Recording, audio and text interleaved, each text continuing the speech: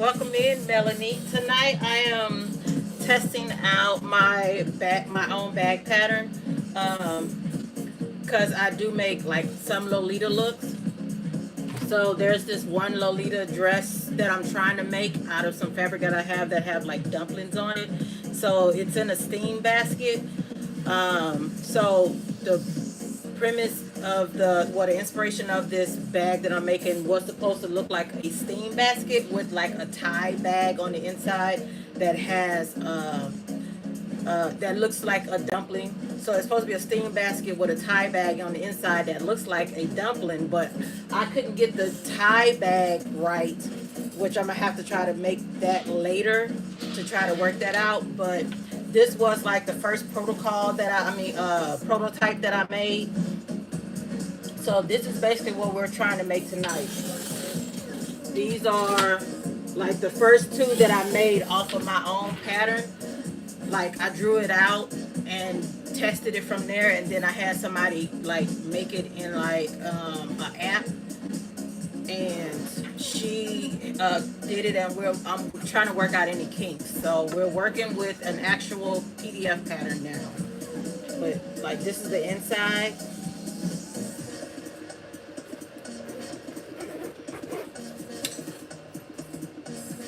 And this is the second version. It has a divider in it. This one I really have to work on, trying to construct it and put it together better and work out a lot of kinks on this one. Hi, Sebs. We're basically just making a simple whole one like this. We're not doing we're not gonna do the basket weave one. I'm probably gonna save that one for if I do a like a separate video tutorial. So I'm gonna save this one for later. I won't do that one on live because that's just too time consuming. This will be our fabric for today. We're using vinyl and waterproof canvas. So it's this lace vinyl and just regular green waterproof canvas.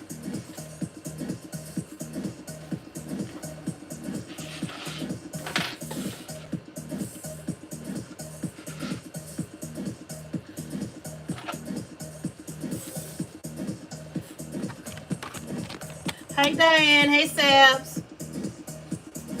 So, hey Echo, volume 3. So this bag does not require a lot of material. It doesn't require a lot of hardware. If you make this bag, you can get away with the bare minimum of making this bag with just the outer fabric, which will be vinyl, waterproof canvas, zipper, 2 zipper pulls, and yeah, those are like the main components of this bag that you will need. If you decide to up your ante and use more material, then you will like if you want to use a cotton on the inside instead of waterproof canvas, then you will need to interface that cotton. So that's more material. So even though you're going to need your lining, that lining needs to be interfaced. So you still will end up, if you decide to go further, it'll cost you more money. But to make this bag, you'll need Decoville heavy, Decoville light, a vinyl and waterproof canvas, and a zipper and 2 zipper pulls will be like the main components of this bag. Everything else will be optional or extras. So the first thing that I'm doing now is I'm working on the bottom part of the bag. So I'm working on the circle bottom part, and if you I have to interface that one where I had to put my Decoville heavy on it. So I stabilized it, and I put purse feet on this one. You don't need purse feet. I just put them on there because I want to see how it's going to look. but you don't need it. And what I'm doing to my purse feet is, you'll see these metal pieces here. They normally will tape them, like all the other bad girlies that I've seen. They normally will tape it with like not scotch tape, but painter's tape or duct tape. I don't have any of those. I can't find them right now. I know I have them, but I can't find them right now.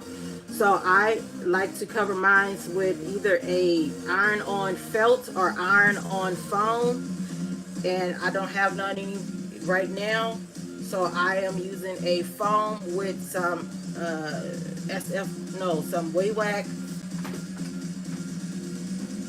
interfacing on it. I guess you can use SF101 if you wanted to, but you don't have to do this step at all. I just want to test it to see how it looks.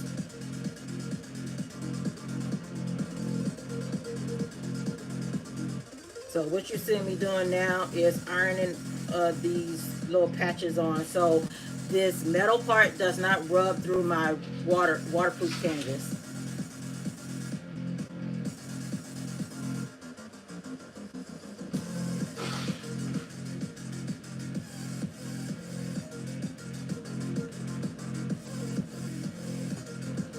And the placement of the feet, if you decide to do the feet, will be solely up to you. You can do 2, you can do 4. I did 4.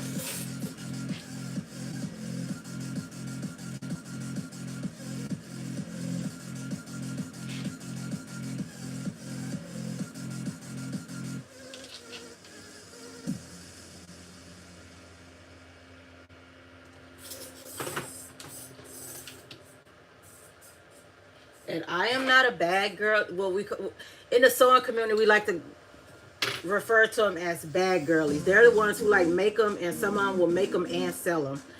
I don't make bags all the time, but because I do a lot of different like cosplaying, and I'd like to make Lolita looks. I don't wear Lolita. I don't wear Lolita, so like it's not something that I do. But I like the way everything looks, so I like to make it. And I like to have matching bags to go with it.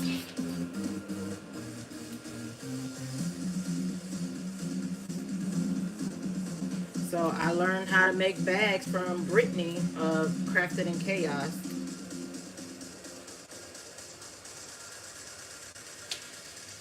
And I watched, like, I put together some other bags, and I learned little techniques from there also. So if I'm not doing anything correctly, don't come for me. Do not come for me, because I am not a bad girly. I am learning all of this as I go along.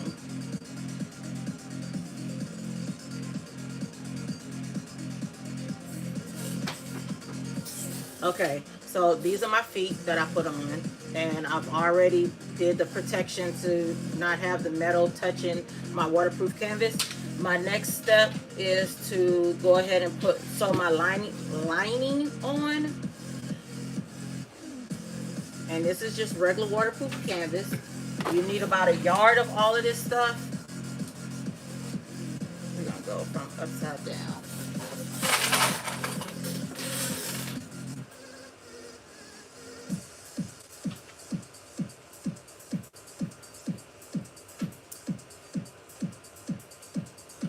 So I'm trying to do like a little test run on the video also, like how to do the instructions. So there'll be, hey Tony. So there'll be some changes when the actual video come out.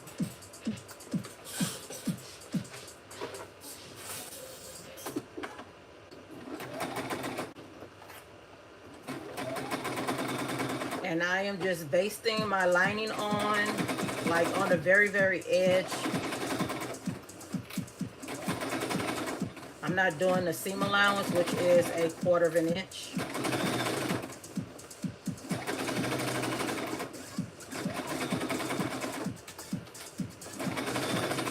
So far, only one other person has this bag pattern.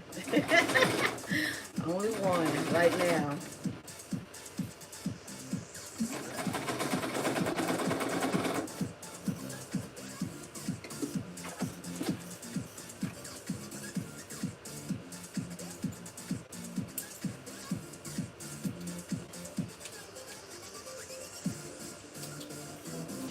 right, so the bottom is done. I got my lining on with my feet, my purse feet on, and I am moving on to my my bottom gusset, which would be just one piece of lining and one piece of your outer fabric, your vinyl. We're gonna set the lining off to the side. So the first thing we're gonna do is attach the D-rings. Now, if you were not using D-rings, because like I said, most of these hardware pieces you don't need. You can always create your own strap and not have any hardware on it and just sew the straps directly on to the gusset. You wouldn't be able to adjust it or anything, so I would not suggest that. I would tell you to do it how I'm doing it, but if you don't have the stuff right now and you like still want to make the bag or whatever at that time, you can just sew the straps directly onto the gusset and not worry about the hardware.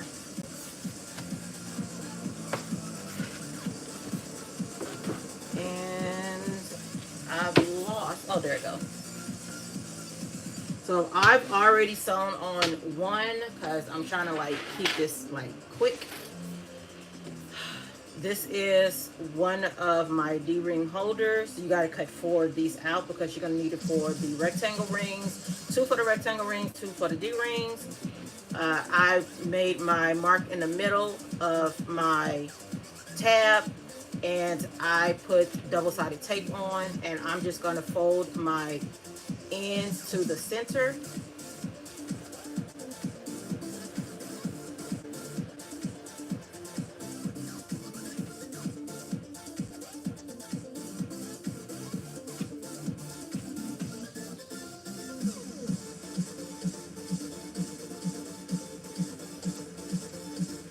Just so we can hold them in place. And I was supposed to change my needle and I forgot, but oh well. I'm not worried about it. I'll change it later. And then you're gonna find the center of this. You're gonna insert your D-ring to one side and fold that tab to the center and fold the other end of the tab to the center also.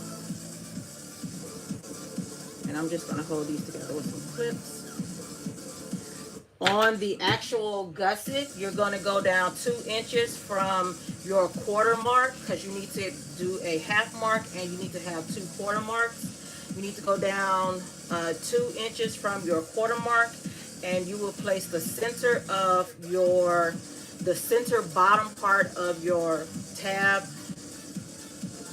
right at that mark. So you should be kind of up at the edge with your D-ring. And I'm going to use double-sided tape to keep this in place. I'm just going to use 1/8 of an inch. I have 1/4 of an inch, but I didn't feel like searching for it at the time, and this is what I had like handy. I found it, but I'm still not going to use it because I already got this out. We're just going to stick that on. It doesn't matter where you're putting that. We just need to have it on to keep it in place.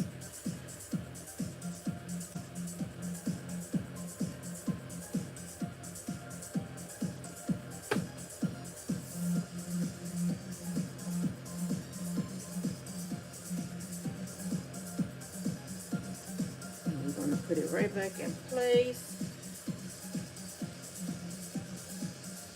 Press that down and remove our clips. No longer need them. And all we're going to do is just sew underneath the ring, and we're just going to create a box. That's it.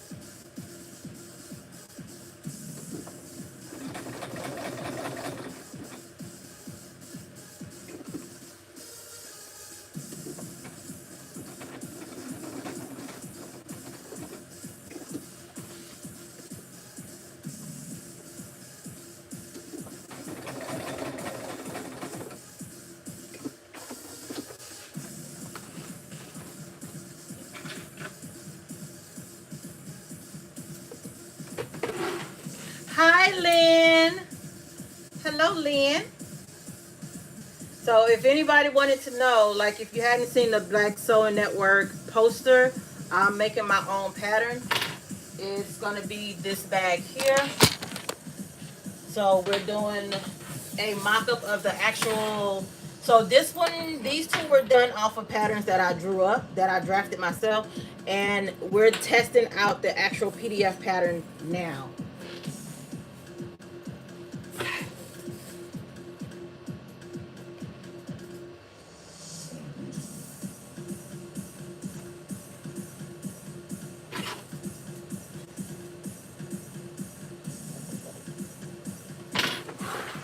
And what I did was just pull my threads. Like I don't backstitch on vinyl. You can if you want to. I wouldn't advise it, but I don't backstitch. And everything that I learned, like most of the stuff that I learned from Brittany. Again, she's like my first bag teacher. So she does a lot of this here. So I just pulled all, since I didn't backstitch, I pulled all of my threads to the inside of the bag. And she got me onto one of these electric lighters, and we're just going to burn our threads and melt them basically so they won't come undone. So this is our D-rings. All right, now that that's done, we're going to go ahead and close this up because we don't need to stick anything else on this one. Also, if you don't want to use the D-rings, you don't have to. There are these little holders here, and this looks small, but that claw will fit on here. So the claw will fit on. It just looks real dinky next to something that's chunky. So they do have different sizes. I ordered some more, and I will be testing those out on the next bag that I do. And if I like the purse feet idea, I will probably put the purse feet on those other bags that I do, on the other bag that I do for the video. So if you bought these and if you see them and you're scared that they're not going to fit those claw clips, that's a 1.5 claw clip. They will fit. And you don't have to worry about the D-ring tabs because it has a screw. All you got to do is poke a hole in the material, feed it through, and cover up the screw because this will be on the inside. You don't want it coming through your waterproof canvas or your lining. So make sure you cover that up. Just get a roll of duct tape if you can, or a roll of painter's tape, so you don't have to do what I'm doing. Like I said, I don't have it on hand, so that's why I'm doing that. So you can use these, and they do come in other sizes and different shapes. I'm getting a different shape and a different size. And those, since this is so small, this will be like 1 inch from the top instead of 2 inches like the tabs are. All right, so we're going to close this up, and this is at 1/4 inch. I need to change my stitch.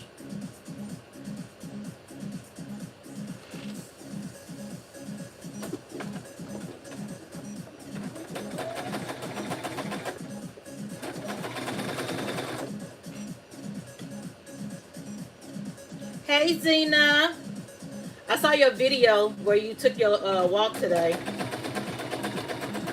I just need to go into the garage and work out. I'm just being lazy. Like when you work out and you're working out, you stay consistent with it. And as soon as something happens, like you got to take a break because of life, it's hard to get back in that momentum again. It's so easy for the body to get lazy than to stay active.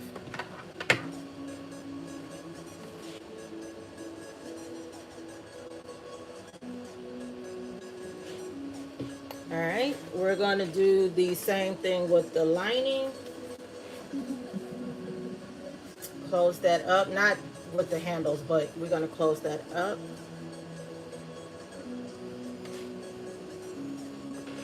Please use clips, y'all. Don't be like me and trying to do this without using a pen or a clip. If you're using waterproof canvas, use the clips.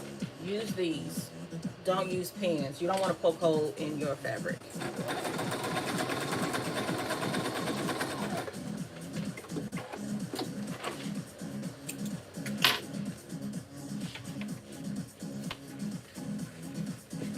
We're going to put these in, lining up, and make sure you quarter these also. So quarter and half. Make sure I had got that. Yeah, I got it.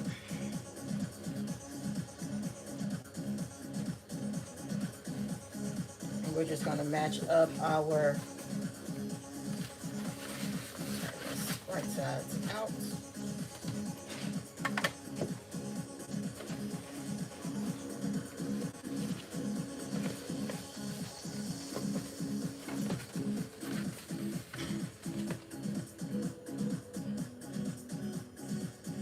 Oh, we're excuse me, we're not going to sew this right now because I got to work on the zipper, because we're going to try to sandwich the zipper in between these two fabrics, and this is where I kind of run into issues too. So I'm just going to pin these together and move them off to the side. So now we're going to move on to the zipper. I've already worked on the zipper. I made my zipper a little longer. I'm going to try to have it down to where it's exact measurements. But if your zipper is long, I would tell you to go ahead and insert your zipper in between these two tabs. Like,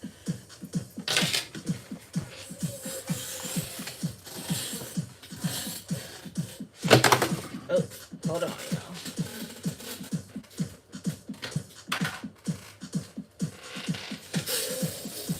So we're going to just work with these right here. So just to act like these are the two tabs. The two tabs will be wrong sides together because I'm working on a regular sewing machine. I'm not working on an industrial, so I cannot create a lot of bulk because it'll make it hard. We're going to insert our zipper a 1/2 inch in between the two tabs and just clip it. We're going to take, because you want to make sure that this is going to fit. So you're going to take it and you're going to make sure you know where the 1/2 is on your tab. Put the 1/2 on the tab on the seam, and you're just going to work your zipper around to see if it fit. I don't need to do that because mine should fit just fine. And then you're going to insert your zipper into the tab, in between the tabs, and make sure that your zipper is flush all the way around. You're going to pin that, and that's how you know your zipper is going to fit. And you can always try to mark in there to see where your zipper needs to stop at that 1/2 mark, and clip the rest of the zipper off that's too long, and go ahead and sew up your edges. And I just sewed on the very edge just to keep it closed, so I sewed straight down. And make sure your zipper tab is the exact same measurement or width as your zipper. So if your zipper tab comes just a little bit bigger, make sure that it's even with your zipper. So you see how it's like even. Make sure there's nothing extra on the edges. So this is how your zipper should look when you're finished. And make sure you do your 1/2 marks on these. You don't necessarily need the 1/4 marks. You just really need the 1/2 marks. We're going to do right sides together on the vinyl. And I am matching up my marks and moving everything around, but I'm going to go ahead and put my 1/2 mark right here.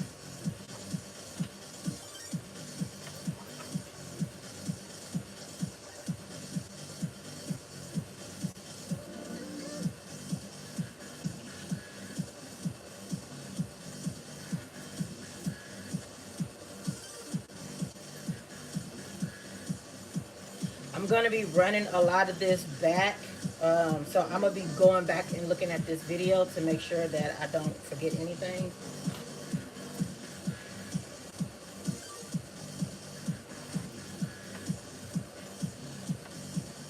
And we're just going to base this like on the very, very edge. Don't do a 1/4 of an inch on this, not yet. We're going to do that when we attach the lining. So just get it on there. If you want to use double-sided tape, you can use double-sided tape, and you don't have to worry about doing this process. That way you can sew everything together.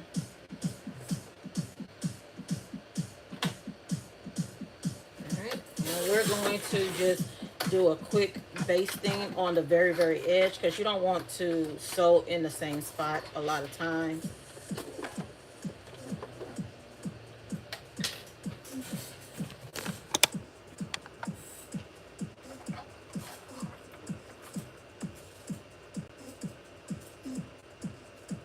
I am making my bag pattern, my basket bag pattern. I should change the name on it because it's supposed to be for a dumpling. It's supposed to resemble a steam basket.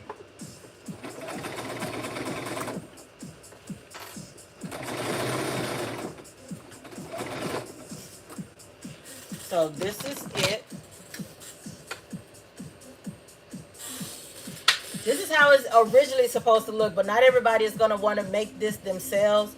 Like, these are a whole bunch of individual 1-inch strips put together to create this bag. So I had to create my own weaving. This is the bag with just regular fabric, and that's what I'm doing with this one. So it's going to be a whole bag. It's not going to be a basket weave, but it's supposed to be a basket weave.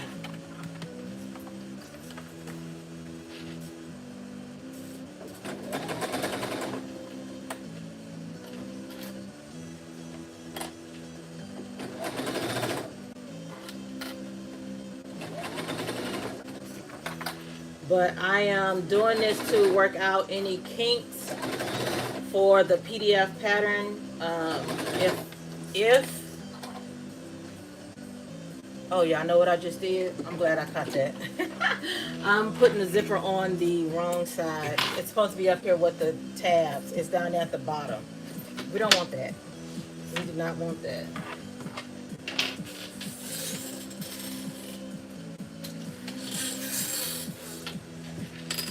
Hey, Cindy.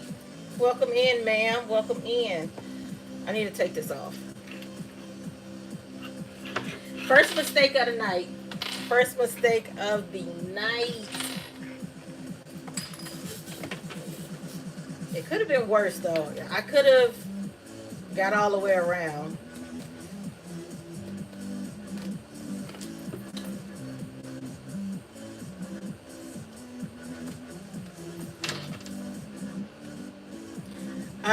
Yes. Yes. I'm not sure about the bougie tote, the bougie shopping tote. I'm not sure about that one because there's a lot of stuff that I need to figure out on that bag. It's mainly with the top. I pretty much figured out everything else as far as like trying not to make it too hard to put together. But this one is a faster sew and easier and requires less work to like cut it out and stuff.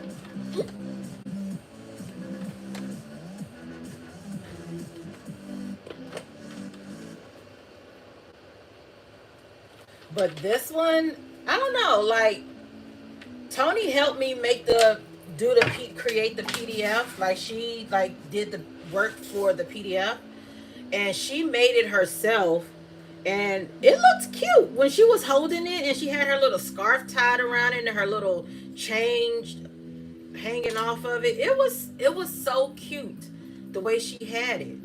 I was like, I don't know, maybe I need to start rocking my own bag because all I do is walk around with that math pack all day. My black math pack. I have two math packs that I've made, and I only walk around with the black one all the time. Okay, we're going from this side. Make sure we get that right. And this way. So right sides together. Half mark.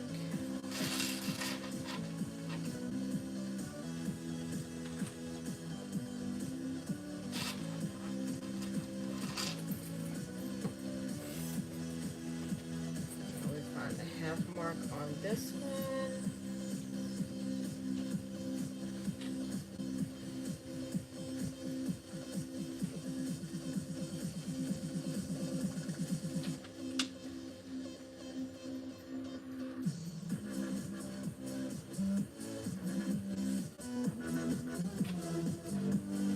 And I would have been sewing with my Teflon foot, but I want to try to keep my skinny foot on because I like that. I'm gonna have to try to put like some Teflon tape on it eventually. Try that out to see if that helps. But I really don't have a lot of issues when it comes to my skinny foot. I like using it, especially when I'm doing top stitching.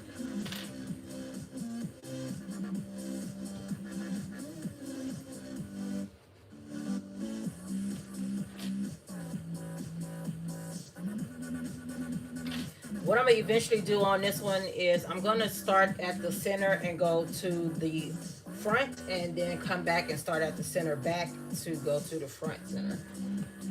I should start at the center front. I'm going to start at the center front and go to the center back instead of going all the way around in one go.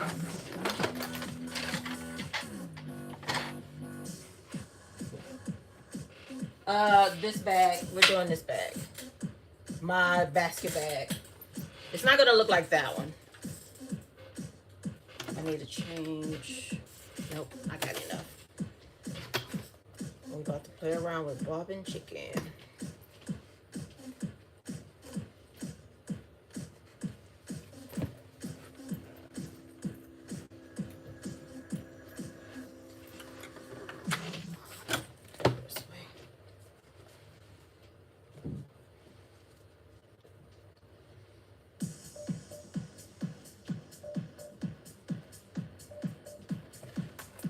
Since I'm on this side, we're going to move the zippers to the other side.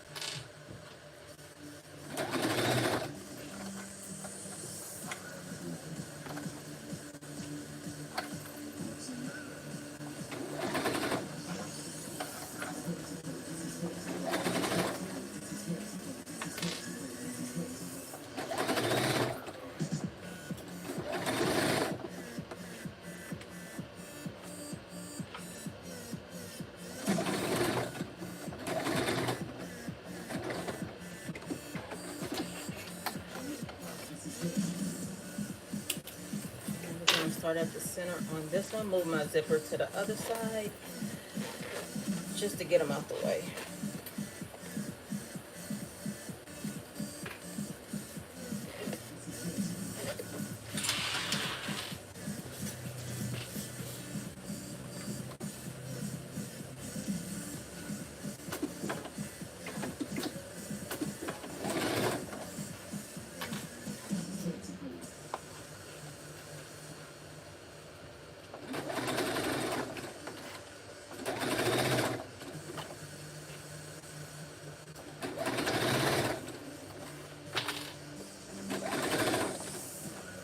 Try to make sure your D-ring is out of the way.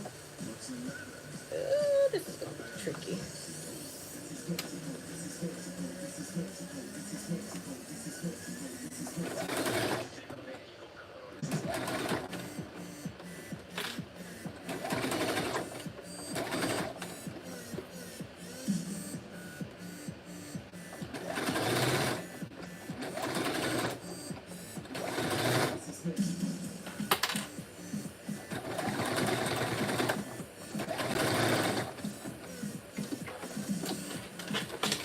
Okay, so we just basted that on at the very, very top.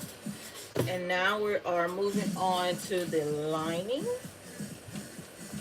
Now this is the part, not the lining though, when I start sewing on the bottom and moving on to the top, I just need to remember which order I need to do because the bottom cannot fit into the top.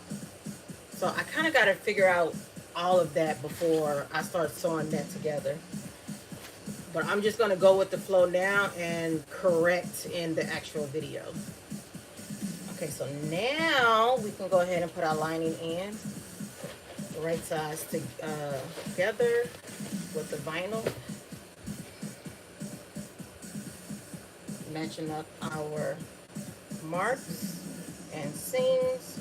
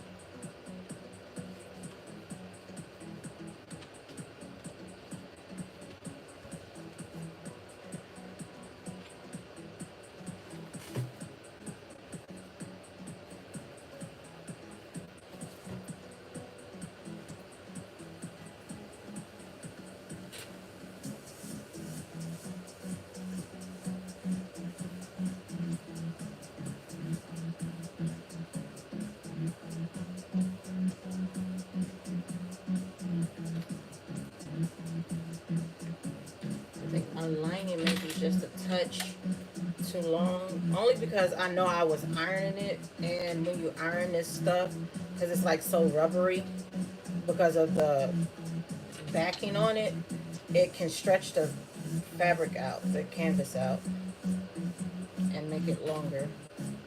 So I may have to go just a touch bigger on my seam allowance to get it to fit. Let me see first.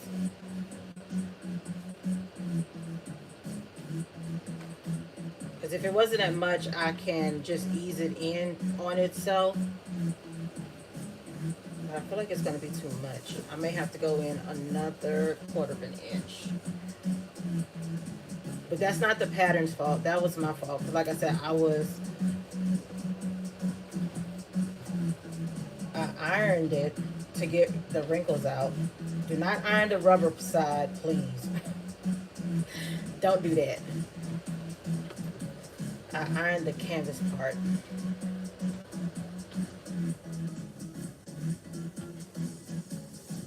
Let's see if I can get it to work, because one side was fine.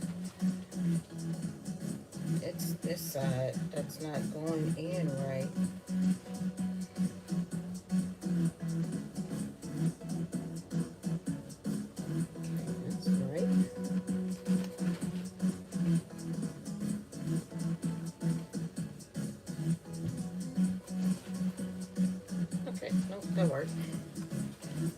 I'm just going to go completely around with this one and hope it works out.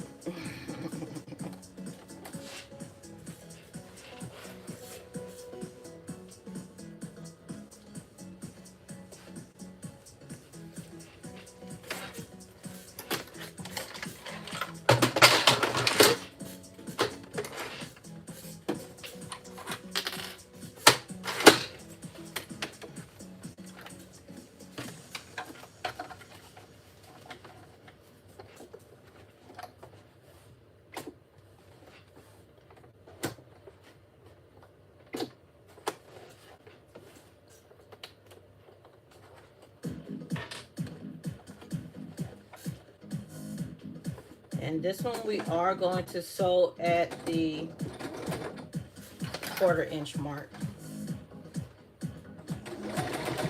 Or 1/4 inch seam.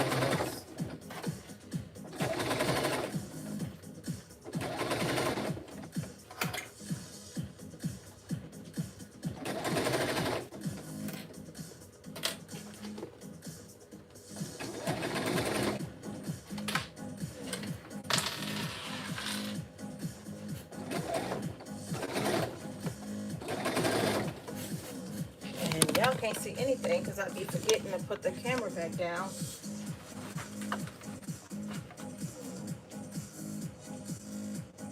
No, what's going on? No. What's going on? What's gonna happen?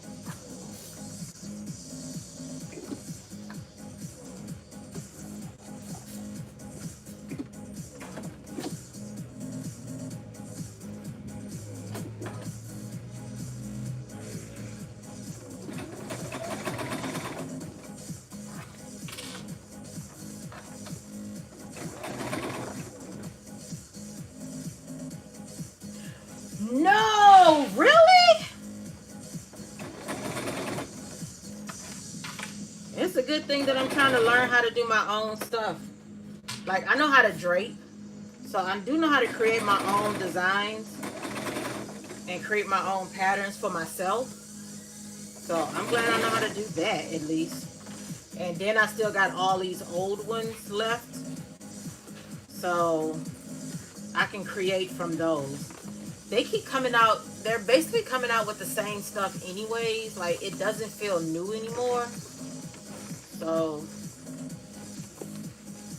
I think I'm gonna be okay if they decide to drop away.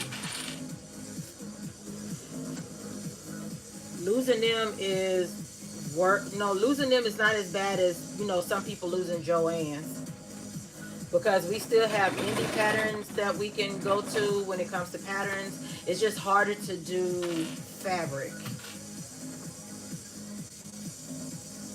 Like, if you live somewhere that you cannot get fabric from, then yeah, that's harder than it is to just not be able to find a pattern.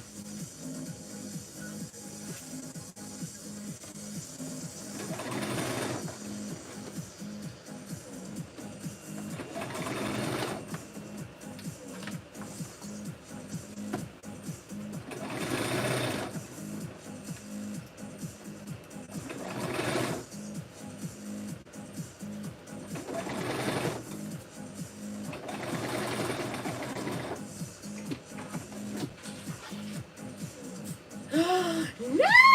I lost that bobbin chicken. I lost. I did all of that sewing for nothing. I was almost done though. Like, I only had just a little bit left from here to here. You can tell when it's just going into fabric and not actually sewing anything. Hey, Shamir. Hello, Shamir. I bet you're like, stop saying my name like that, please. Because you sound crazy.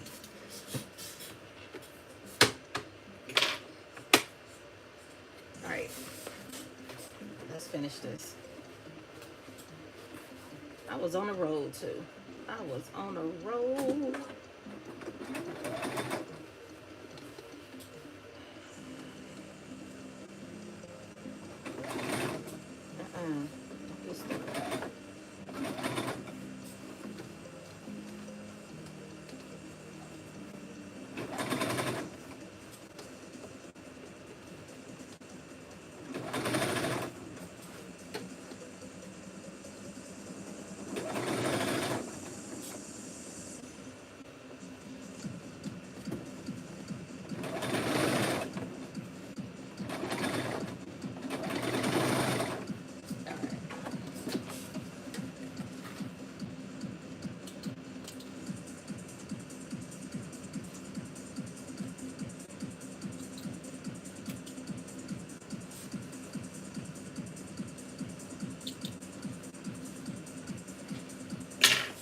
to burn my threads at the top. See if I can melt them. Because I am dealing with a polyester thread instead of a cotton.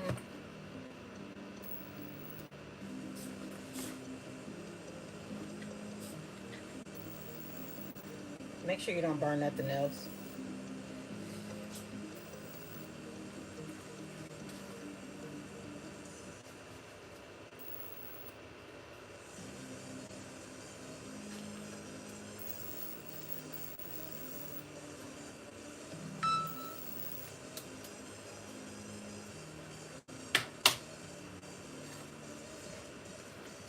Okay. Now we're going to pull this.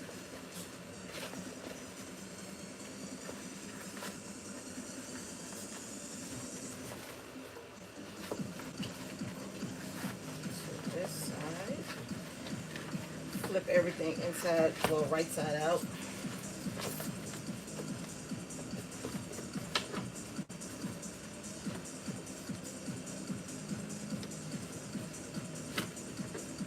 And we're going to flip the lining to the inside.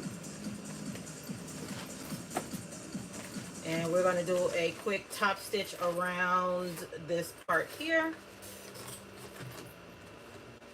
Like a basting stitch, just a quick basting stitch to hold everything together so it's not shifting around on you when you get ready to sew your bottom on.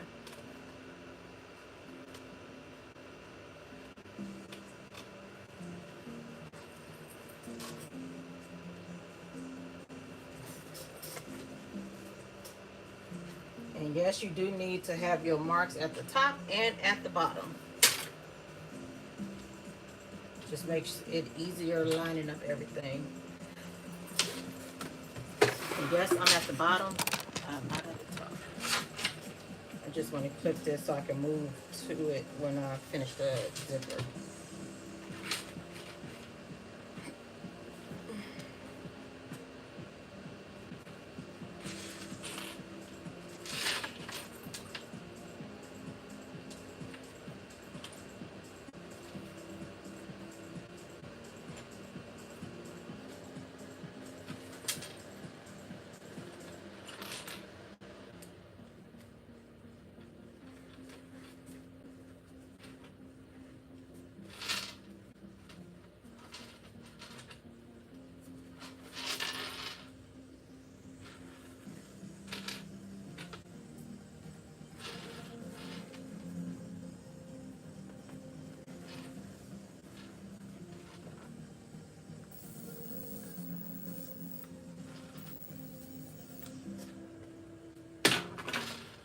We're not sewing this right now. I need to get the zipper first.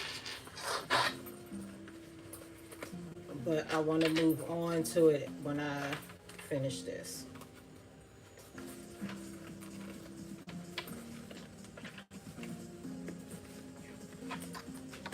We're going to do a top stitch. I'm moving my, I'm making my stitch length longer.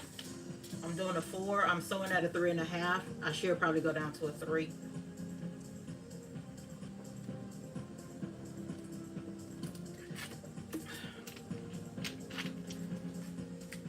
I don't have that cut. Oh, I may have it.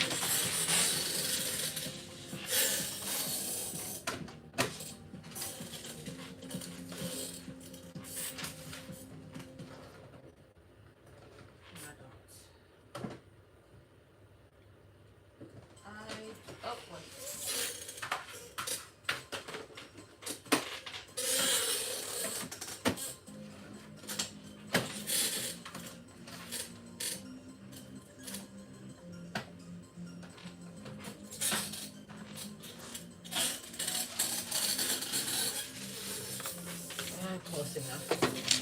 Close enough.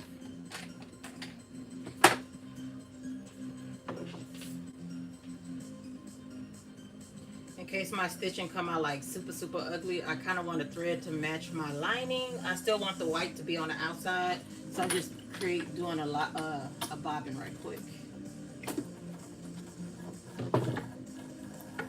I need some more thread, like other colors.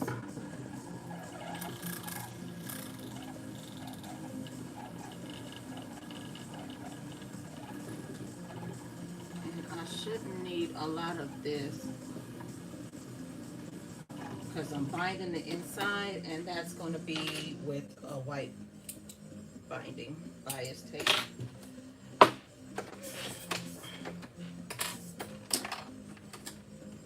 Just in case my stitching is ugly, this one will blend in a whole lot better than the whites.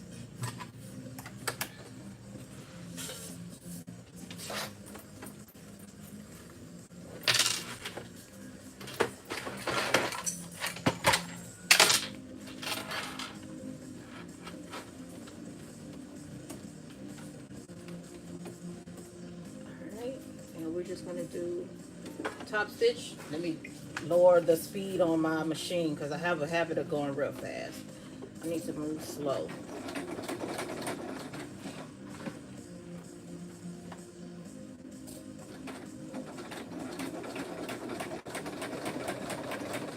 Some of y'all be hearing my machine and like, man, that is not slow. That is still fast. Hi, Rochelle. Or Risha, sorry. Hey, Risha.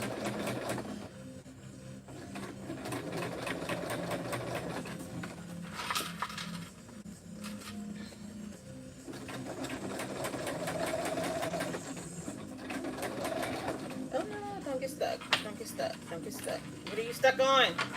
Don't get stuck.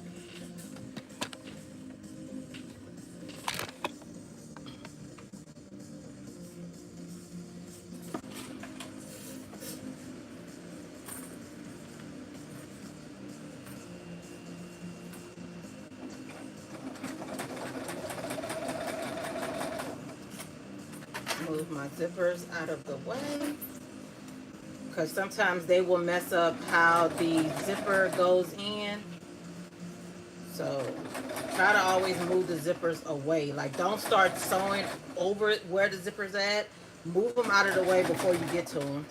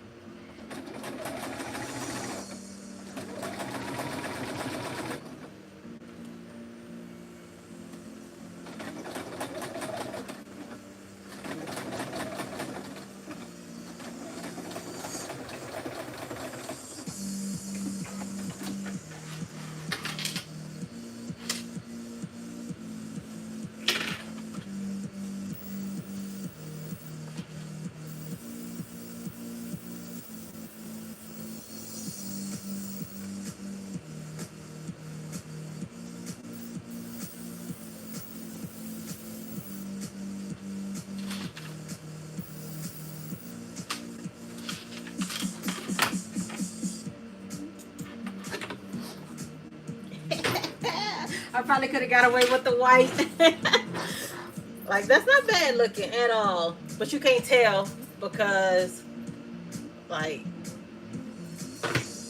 I think it was a good idea to go with the actual color. Yeah, let me press this seam because that's a no. I don't like the way it's feeling in there. And that's the vinyl. I mean, not the vinyl, but the canvas. I don't like the way it feels. And I probably should have pressed that before. But I wasn't thinking. We're going to try to make sure that the bottom, that the vinyl is open too, so I can go ahead and press all this open. Because I can feel the seam.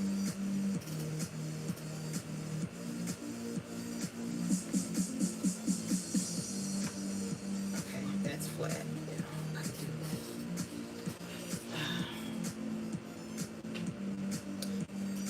Hi, Carmen. Hello, ma'am. Hey, Yvonne. Welcome in. Welcome in. For those who just came in, please like the live. Please press the thumbs up. I guess that's what we say over here. Press the thumbs up. We are doing my basket bag pattern. I am working out the kinks for the PDF. And if I feel like we're good to go, I will make a video. Y'all not getting written instructions from me. Y'all not getting that.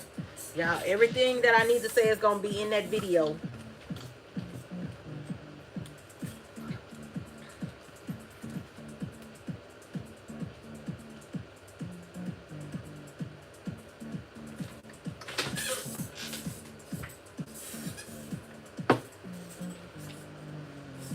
And this is our fabric for today. This is a lace vinyl, and we're going with just a regular green canvas because I ordered some stuff from Fabric Wholesale Direct and it hasn't came yet.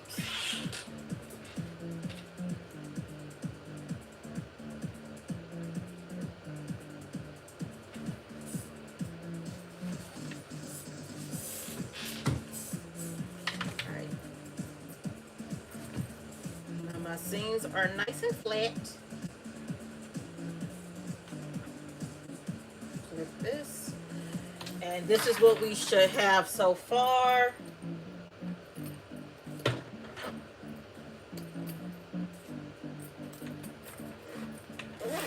And what I'm about to do now is just base the bottom real quick.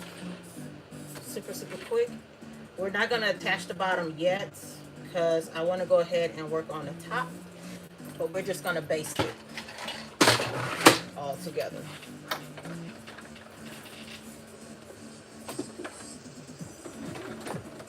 Oh, we need to go the other way. Wait. It don't matter.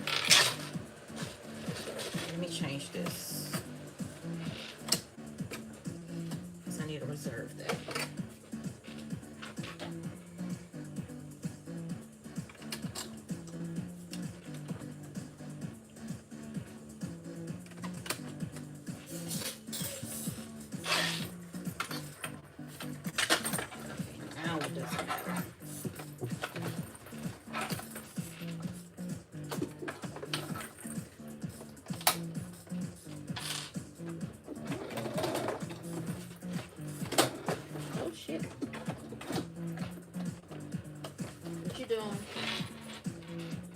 Whatever it is, I don't like it.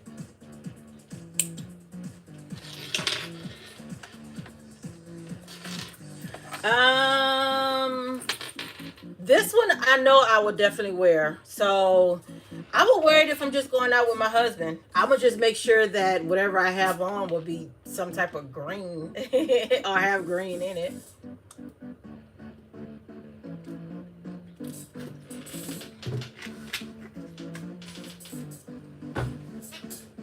I'm making another one for the instruction video.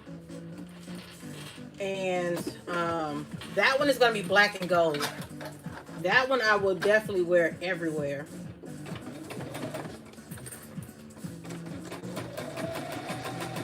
The only thing I need to switch out is just my wallet, and that's it. I have so many tubes of lip gloss that I could just take one tube and just stick it in the bag and let it stay in there.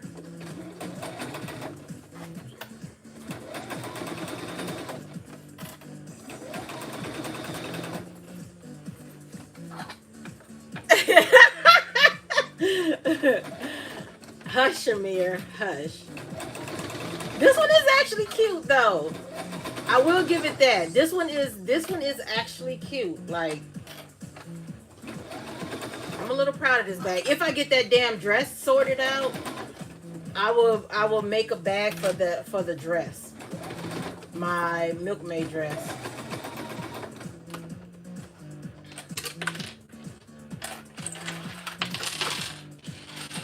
And I'm gonna use probably the last 2 weeks of this month to work on the dress. So like, yeah, I don't know. Y'all may be y'all may not watch me for those lives. Cause all I'm gonna be doing is like trying to figure out what I need to do to change up my pattern and fix it to fit. So I guess it'll come in handy to some people who don't know how to figure out certain adjustments for patterns. When I get the kinks sorted out and I make the video, like I said, y'all only get an instruction video. Y'all gonna get the PDF, the cut list, and on the cut list, yeah, the cut list, and then y'all gonna get the video. Because I'm not doing no paper instructions. Sometimes that shit just be confusing people anyways. The video will be on my YouTube channel. That way I get my watch hours.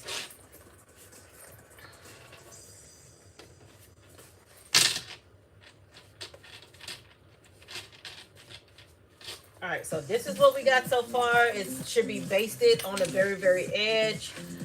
And our zipper should be on. We're going to move to the top now. And we got to work on the top. Well, I don't, because I already did that. So, we need to work on the handle. I'm not using the handle that I have for the bag. I'm not using it, but I'm going to show you how to use it if you don't have an industrial. So like I said, everything that I'm showing you now is what I do for my machine, so I don't tear up my machine. Let's move you down. That's what I'm hearing. I think Tony told me that. But I said I was going to do just that anyways before, and then she was like, that's what Rovell does. I'm going to try to, Shamir. I'm going to try to. So, if you're doing the handle the way that I want you to do the handle, you don't have to do it this way. You can just take the handle and fold it in half like this, and then fold it over again, and then do a top stitch. But this is only good if you're doing a 1-inch hardware. I'm using 1/2 inch, 1.5 inch, so it's not going to work for me. But I can't have too much thickness going through my machine because it's not going to sew it up right, and it's just going to sound like a hammer is hammering at this material. So in order for you to do that to where you can get it through your machine, because I like my handles to look a different way, you're going to draw your half line and then your quarter lines on your vinyl. You're going to take the end of your pattern piece and just fold it to that quarter mark first. Like again, I'm not using this. And then you're going to, and I'm using double-sided tape, which I'm wasting tape. I should have just used a little bit. You're going to take this edge here and fold it to the half mark. And you will do the same thing on the other side. We're just going to pin everything for right now.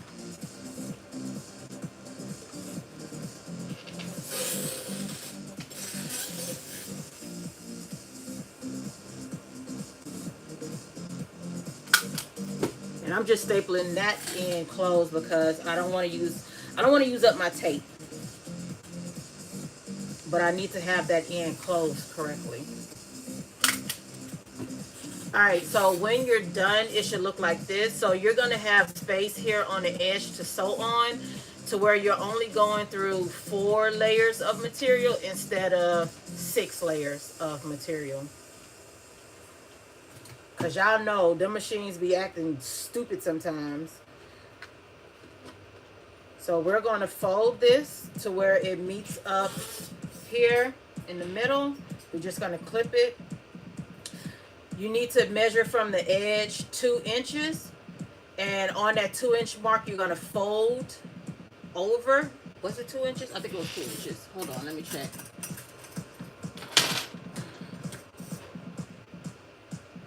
Yeah, I think it's supposed to be 2 inches. I'm going to say 1.5 inches. So we're going to fold over 1.5 inches. We're going to just, and we're going to put your rectangle ring in that fold.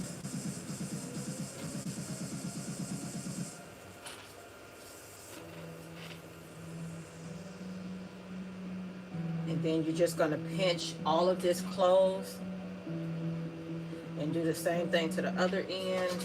We're going to go in a 1/2 inch.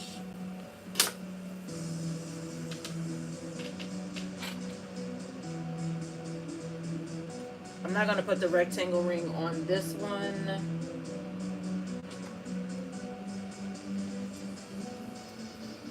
It may have just been 1 inch. It could have been just 1 inch. Oh well. And we're going to clip that, and you're just going to sew on this here. You don't have to have these folded, but just make sure that you know that it needs to be like 3 inches here. I think it's supposed to be 2 all the way. So 1 inch fold and then another inch. So it's supposed to be like 2 inches. I don't think it's supposed to be 3. I think it's supposed to be 2. So 2 inches, we're going to put a mark there. And from that 2-inch mark, here and the 2-inch mark on this side, we're going to sew that closed. I'm like putting y'all ahead of the game right quick. Let's see, 2 inches. Like I said, I'm not using this one, but this is how I do my handles for my machine. So it's not tearing it up. And I'm going to show y'all how it looks afterwards. So I just put a mark, just a little mark at the 2 inches. So it's 2 inches to the mark. And that's where I need to start my stitches at. Start it and stop it. So I need to go from this end to this end here. Let me make sure because I don't want this messed up. 2 inches. Okay.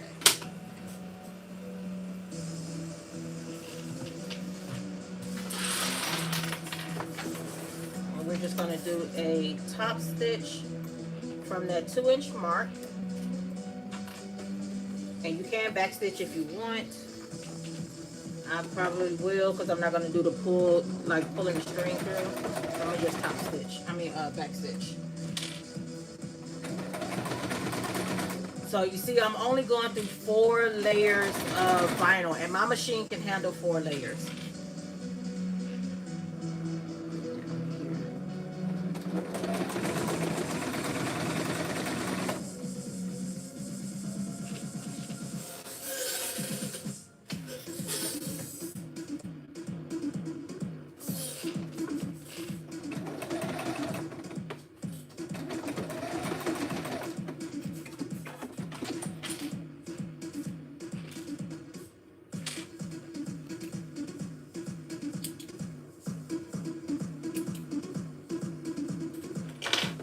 So when you're done with that, you should have something that looks like this here. And you're just going to open up the ends and fold them over. Put our rectangle ring on it. Fold it over. And if you can, take it to the machine and sew across here. So you're just going to sew across just to keep that closed up. Kind of hard to do once you do all the other stuff. I'm using a basting stitch, so it's going to be easy for me to take this apart because I don't want to waste my hardware.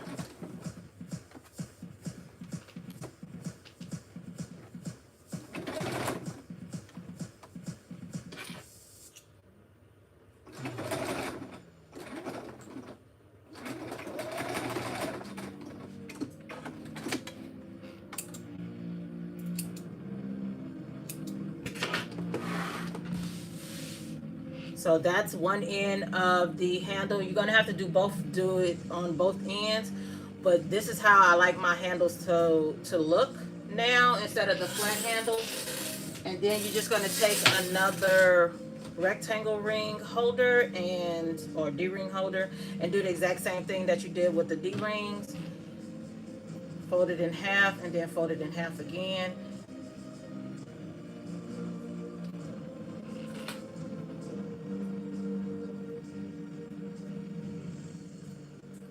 Now, even though I'm not using this, I still kind of want it in the video. That's the only reason why I'm doing all of the steps.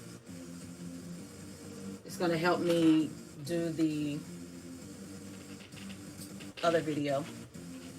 All right, so I don't want to show y'all my top real quick because I already got my handle on, but your main fabric, not your lining, just imagine this as your main fabric.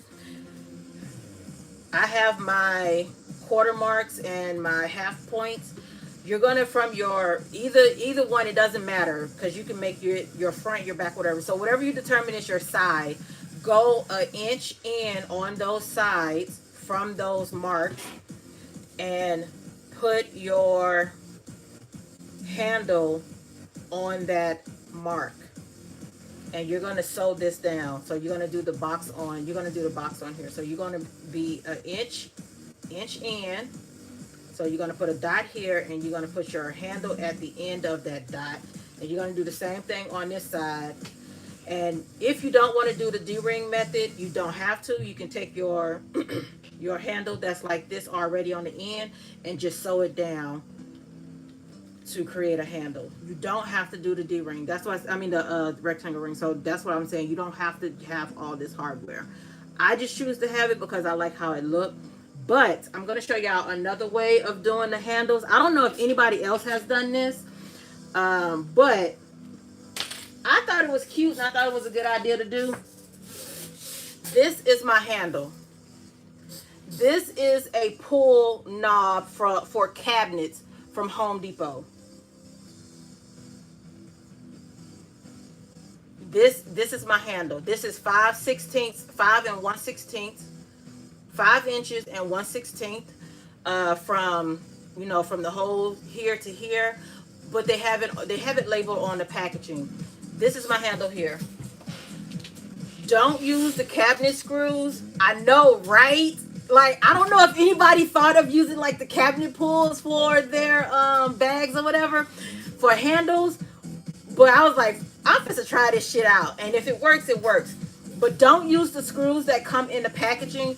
Get the machine screws that are a number 8 and it's 32 by 3/8, because you want them to be short, and you want to make sure that the head is either going to be flat. I use this one, and I end up doing the little the interfacing with the phone to make sure you don't feel that screw. Yeah, I know, right? I know. And there's also the knobs, because you can get so many, and if you buy like handles or whatever, like straps or whatever, you're spending money on that stuff. This one was like $8, I think. It was like $6 or $8. And then this here, I think, was either $6 or $8. So instead of using this, you will use this, and you would just find your center mark, your center point on your thing, on your outer fabric, and you would just like use that as your handle. So you'll be like grabbing it with this, or it could just be decoration.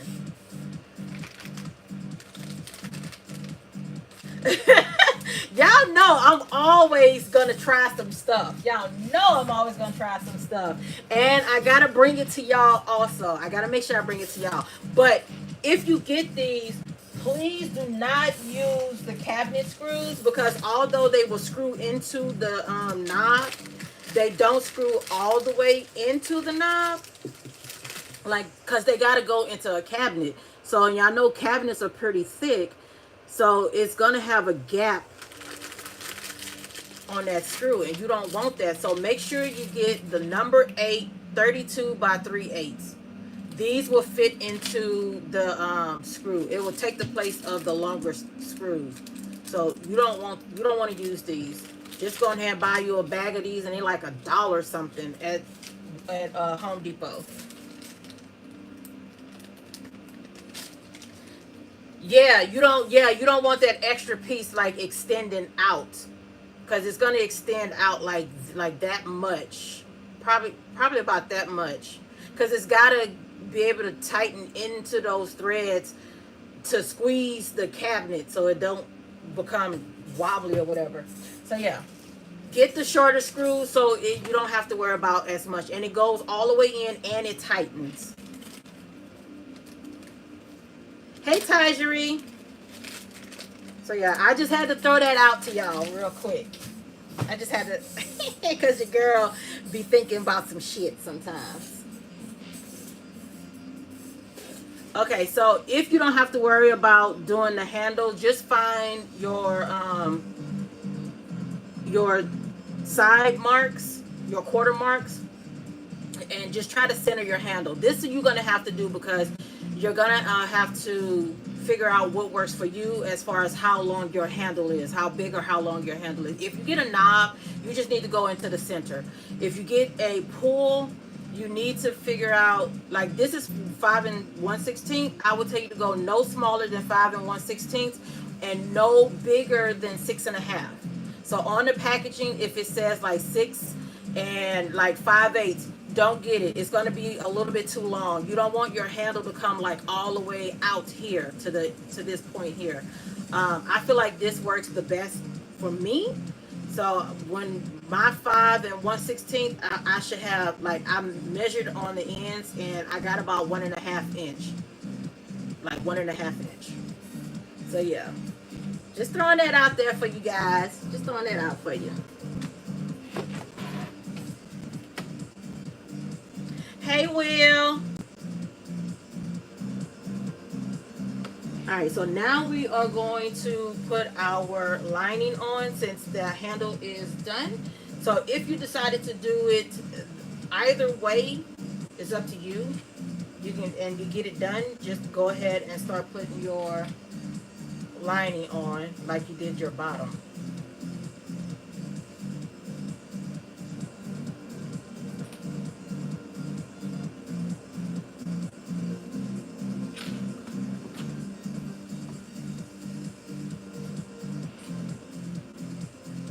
So whenever I go back into Home Depot and I see sales on those cabinet knobs, I'm grabbing me some. I sure am. I'm going to grab me some and put them in my bag bucket. My bucket that I have everything in to make bags with.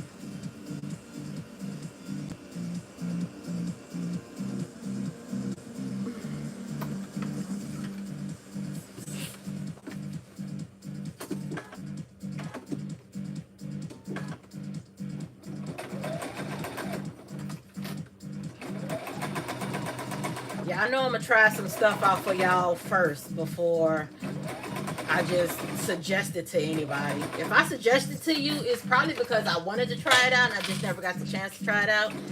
And I kind of want you to try it out first, because I know I'm not going to get to it at that point in time.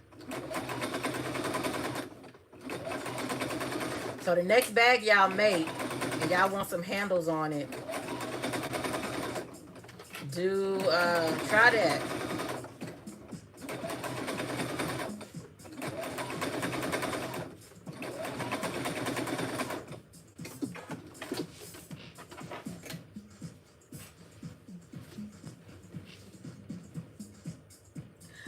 Tony, I was gonna send you a picture. I said, nope, I'm gonna wait. I'm gonna see if she's gonna come in live and be here when I talk about it. I'm gonna wait. All right, so my top is done. We're gonna set that off to the side and we're gonna work on the top gusset. So I've already sewn my top gusset together.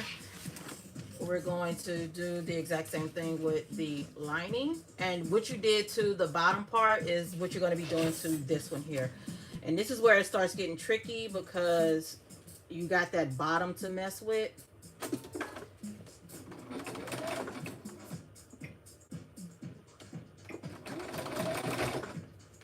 Come on, get stuck.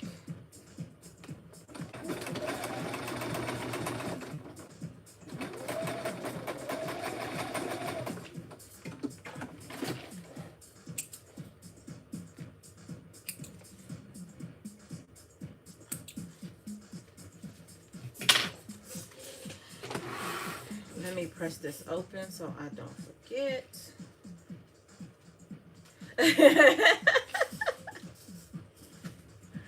Hey, Brooklyn.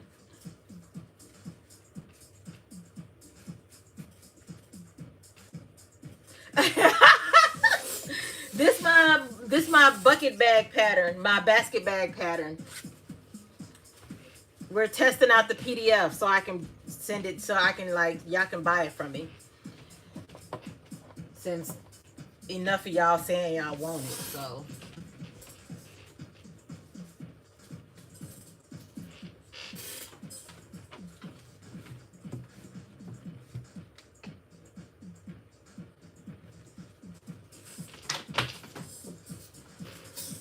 and Karma can stop screaming at me.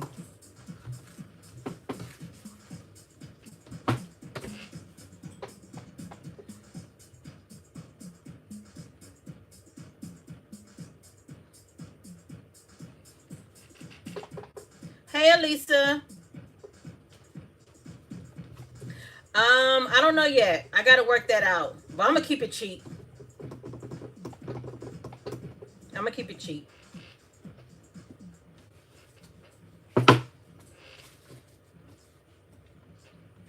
But if you didn't hear what I said, this is a cabinet pull from Home Depot. You can get it from wherever they sell cabinet pulls, Walmart, Lowe's, wherever. But I was letting everybody know if they want to use a handle for their bags to try the handle pulls for. I mean the cabinet pulls and the cabinet knobs for their bags instead. That way they get something pretty and they don't have to worry about everything being like super matchy matchy. Like using that vinyl for every aspect of the bag.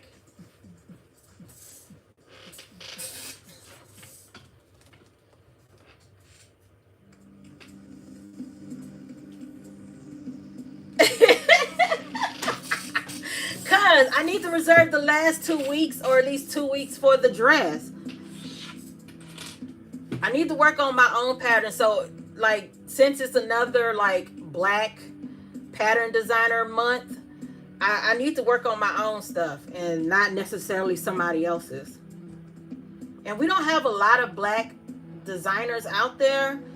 It's not to say that I'm putting myself in there. I'm just saying that there's not enough out there to where I can find like a style that I like to make or one that will actually fit me.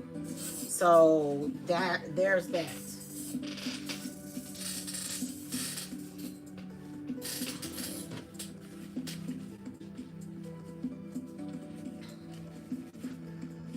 I need to flip this. Okay, this is where it's gonna start getting tricky.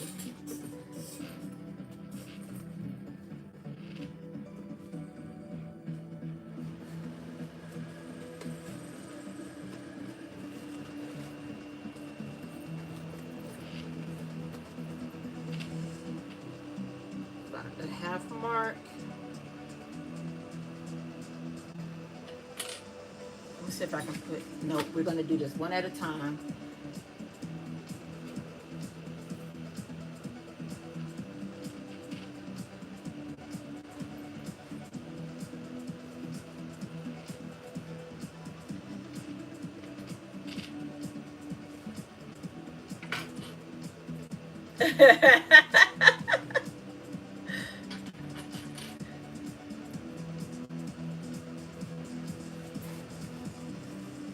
So you should have enough. If you haven't gotten rid of them, you should have enough to make a couple bags with.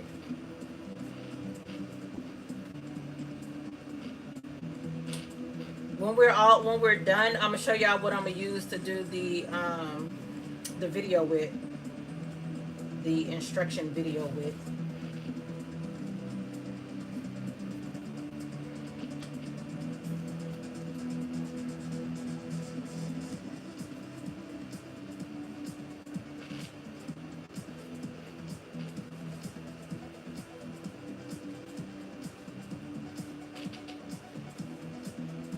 Alright, we're gonna whisk it all and we're gonna roam all the way around this baby.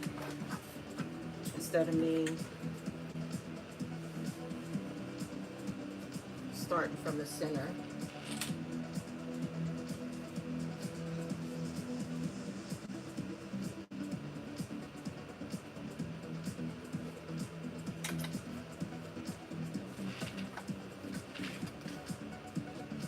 Yeah, yes. I'm gonna do 2 videos for that one. Well, technically not 2 videos because how you sew it together will still be the same, but I will do like an additional add-on or whatever for like prep work for that bag. Yes.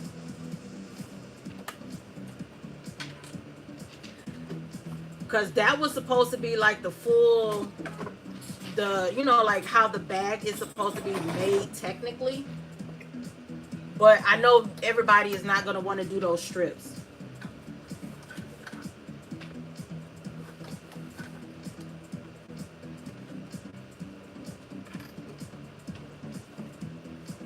But I don't mind weaving the fabric. I don't mind that at all.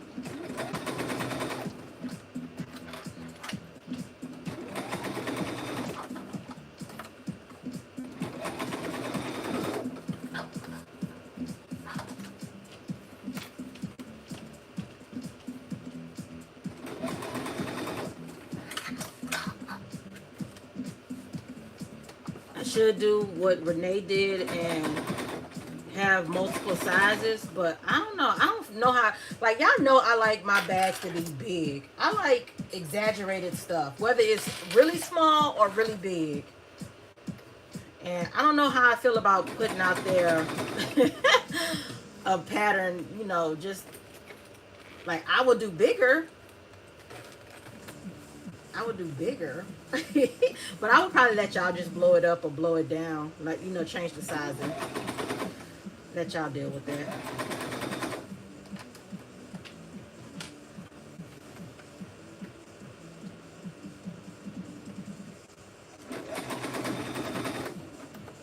Look, I'm trying to give y'all options because not everybody is gonna have, like, be able to order like that, or they want to make it but they don't want to wait for it, so you can go into the store and buy something. Or if you don't have all the hardware, you can still put this bag together without all of the hardware. You just got to make sure you have the zipper.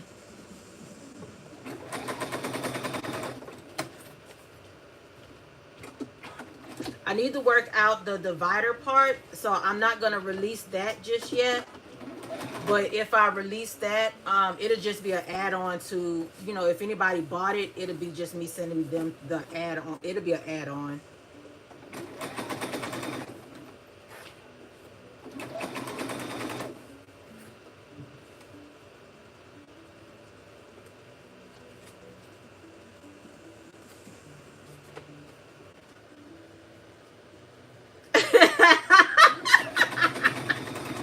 Look, I'm teaching you something, so like if you ever need to like weave a basket or whatever, you can. Like we're in the middle of the apocalypse or whatever, and you need to have a basket and you can't find one and you need to weave one. Well, now you know how to.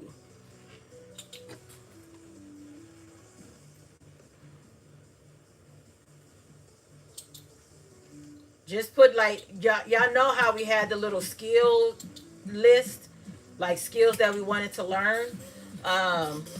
Just put that under like the skill list of learning stuff to learn. How to weave a basket, or how to weave, just how to weave, period.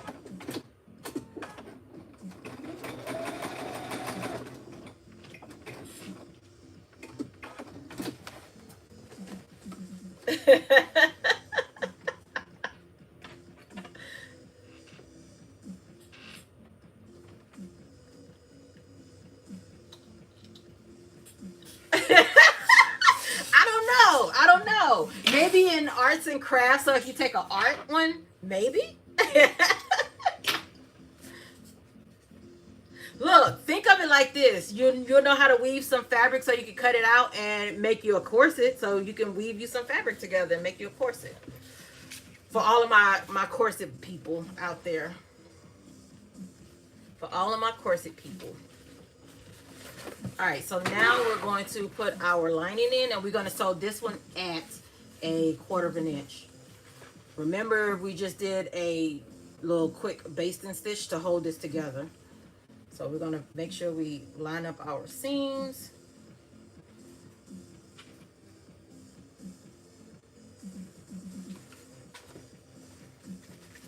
Line up our half mark. Line up our 1/4 marks, because I should have all of that done.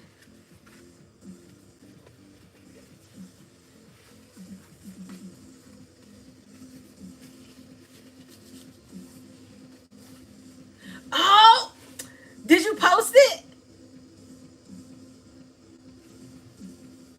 Did you post it? Like, it didn't happen if you didn't post it.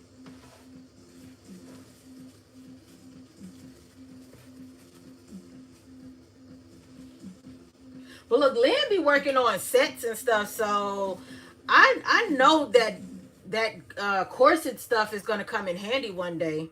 Like, if she needs to like repair a corset, she knows how to do a front bust closure. She knows how to do a, like, Lynn is a top student. She is a top student. Y'all be slacking. Y'all need to get like Lynn.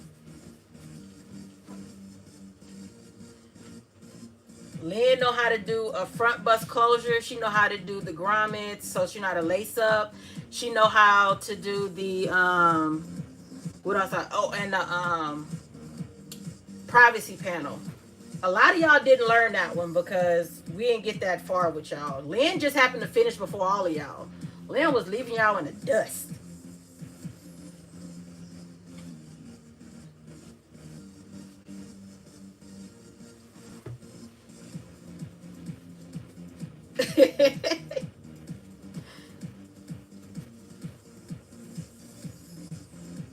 Like, you need to show it. I kind of want to make one out of like the quilts that are like have extra fluffy batting in it. I saw one girl make one, not with the like, she did 2 pieces of fabric with and put batting in between it, and she did rows of stitching on it, and she didn't even have to bone that one. Like, she didn't put not a single bone in that corset, and it snatched her. It held her in.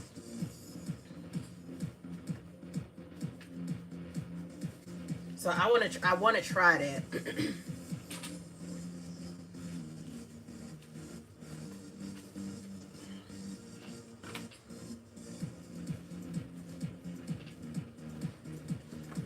Ma'am, just look. Whatchamacallit hit me up. I taught her through private. She hit me up on Latoya. No, Demetria. Demetria hit me up on Instagram, and we did Instagram FaceTime in private. I gave her a pricing, and yeah. You just got to do that. Just got to do that.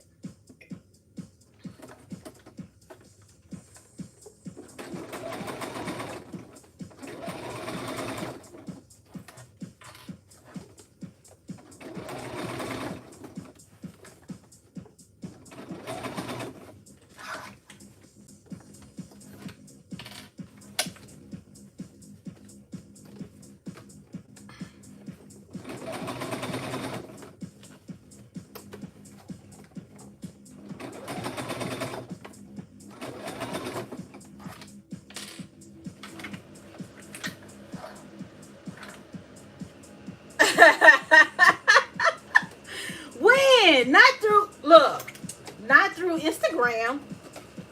Not through Instagram. Let me go back and see if I still got the messages. You also probably caught me at a wrong time. Like, I had a lot of stuff going on trying to get my...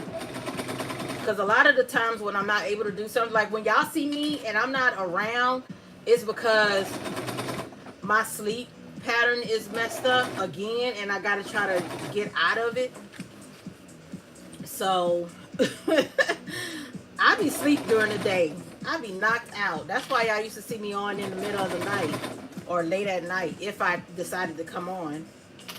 But when y'all didn't see me, it wasn't just mainly because of dramas. It was because my sleep schedule was messed up. Because y'all know I get off at 3 o'clock, and I didn't have no energy. I'd be tired. I'd be ready to knock some heads in.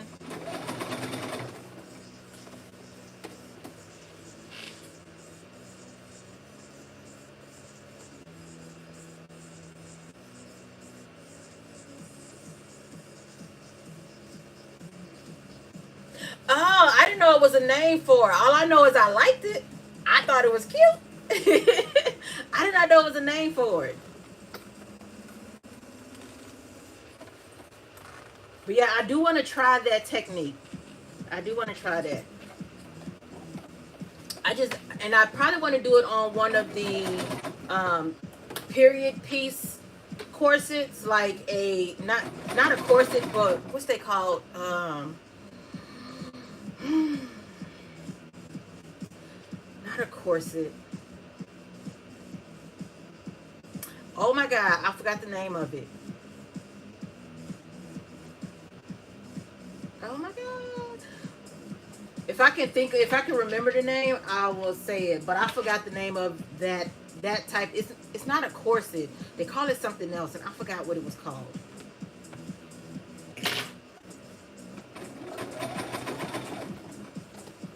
But I think that's what she did. I think that's the type of garment that she made.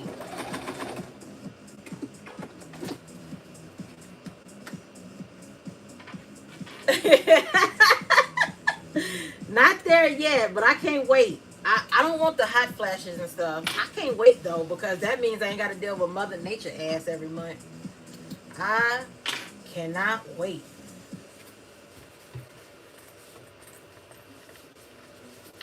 Alright, so now we're going to flip this up and flip our lining up. We're going to do this, like I said, we're doing everything like we did with the bottom. I'm going to go ahead and pin it. And then we're going to top stitch.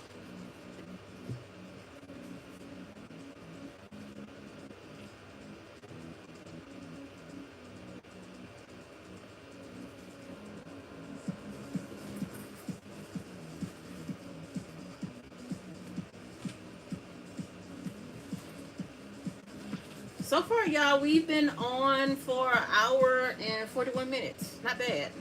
For making this bag. Not bad. If we don't run into any problems, I can officially say this is kind of a quick sew.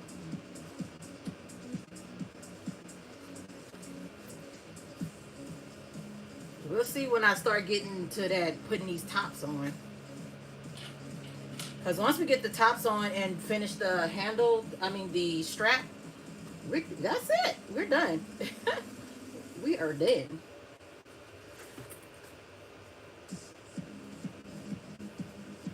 So I would probably say all in all, this bag should take no more than 3 hours to make. No more. Like, if you know what you're doing and you're not changing anything, I feel like it should be about 3 hours to make. Which, that says a lot, because y'all know me. I'm super extra, and all of my stuff be... Oh, this one came out so... Y'all, this one came out so much prettier. Y'all know I'm always doing something extra. And I'm not afraid to pull y'all in on it, too.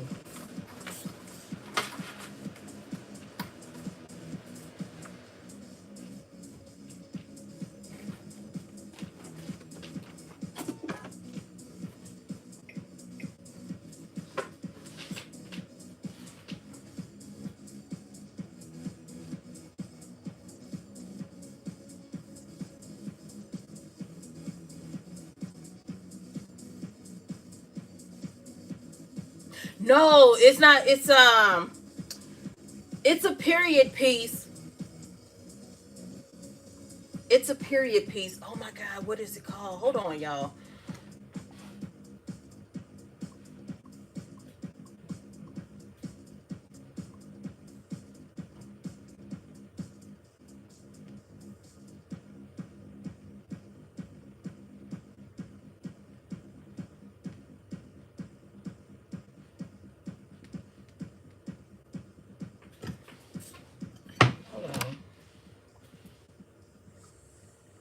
Was it from the Victorian era?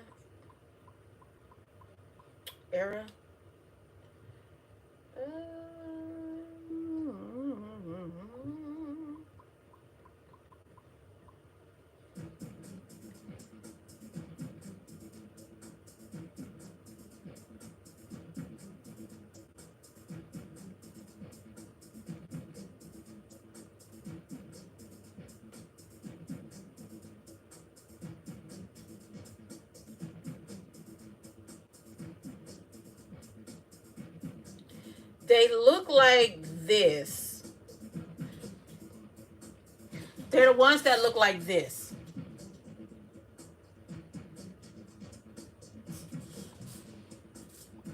There's corsets, but they're not like, they're called something else.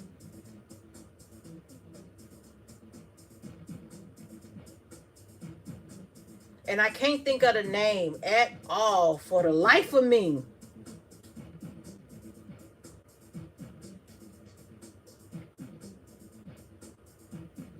And watch, it'll come to me. It'll come to me when I'm not on live anymore.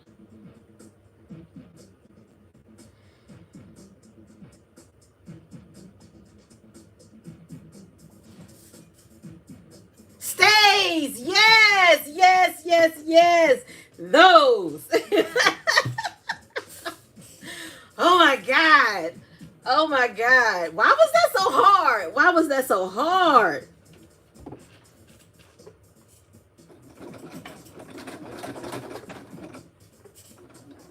Oh, wait. I need to change out the bobbin. Thank you, Shamir. Yes, stays. That's what it was. And I don't even know why I could not think of the name.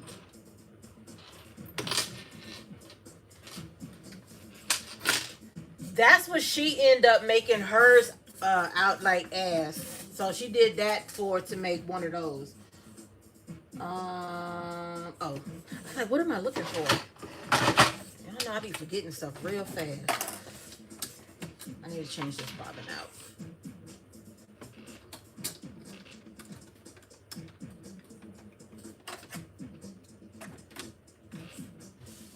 I do want to make a pair of stays. Like, I do want to make that. I want to make the bra with the gussets in it. I want to make one of those too. And I want to do like an actual full-on Victorian era corset. Like doing everything. Not hand sewing. We ain't doing that shit. I may do the bottom part, the little deco that they have to keep the boning from sliding around. I may do that with some embroidery thread, but I'm not hand stitching channels. I'm not hand stitching nothing. We're doing everything on the machine. On the machine. But I do want it to look like a Victorian era corset, how it's supposed to be done. Just not all the work that they put into it.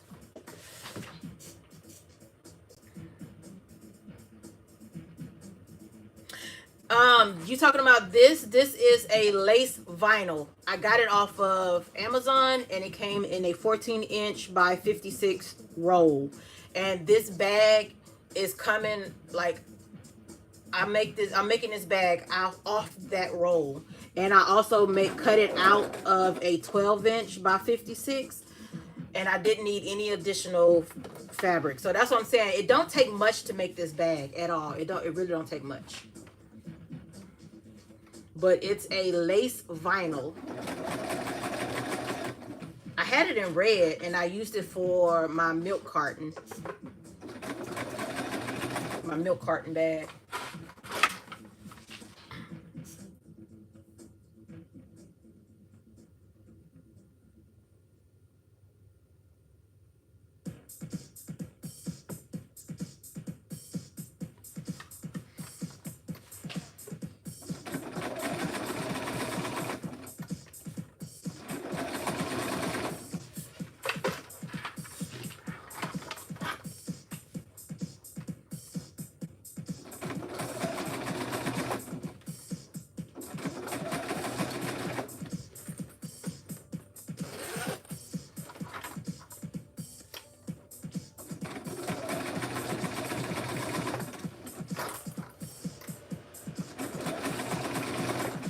This bag is supposed to be 8 by 8, so 8 tall, 8 wide, and 24 inches around, like 24.5 inches around.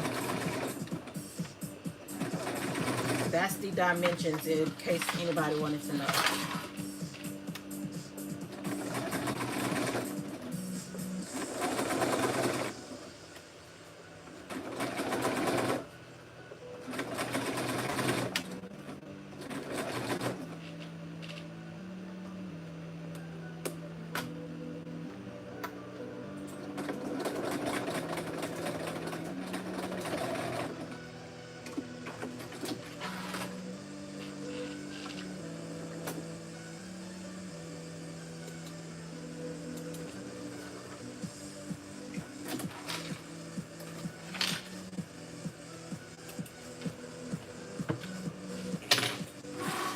Alright, so once I base the top, got a couple wrinkles in here.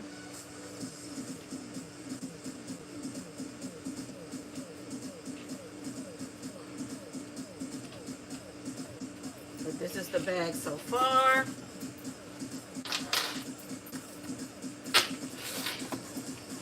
Let's base this top really quick.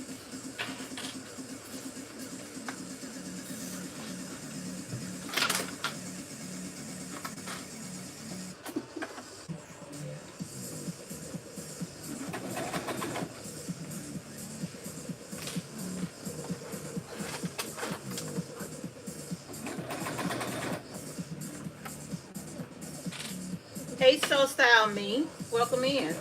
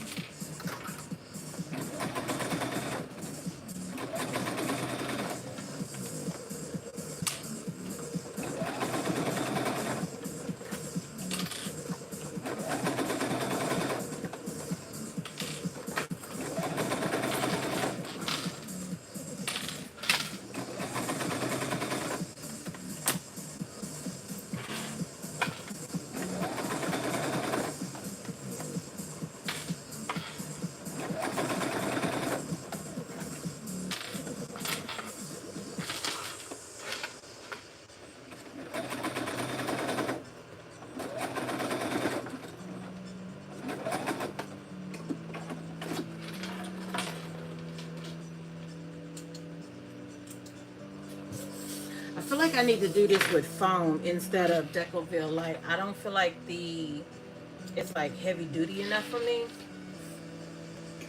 All right, now we can take this big huge. I need the white. Thank you. Thank you. I actually like how it's coming along. Like it's turning out better than my first two little prototypes, my mock-ups. Coming out a whole lot better. But that's because I kind of worked out some of the little snags.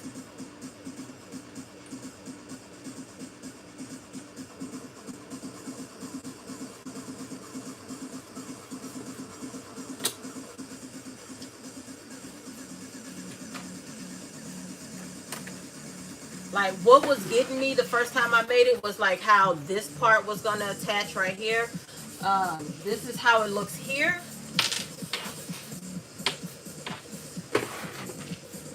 Like I try to keep my ends clean, so I end up folding that end and sewing over it, which started making it too thick when it came to coming up here. So a lot of the stitches are not like really connected around this area right here. Which was the same thing because I tried to do it exactly with this one too.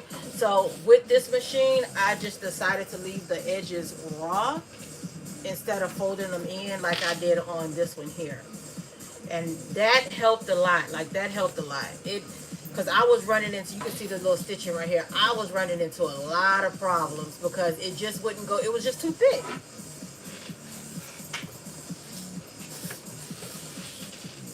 But like that looks like the inside of this looks so much better than than those bags there.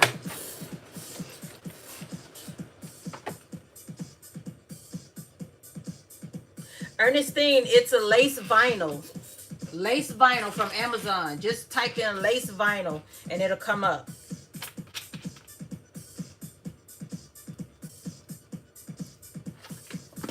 That's where I got this one from. It's going to be a 14 by 56-inch roll. It does not come by the yard. Well, I haven't found it by the yard. All right, so now we're moving on to the top and the bottom. I just need to figure out.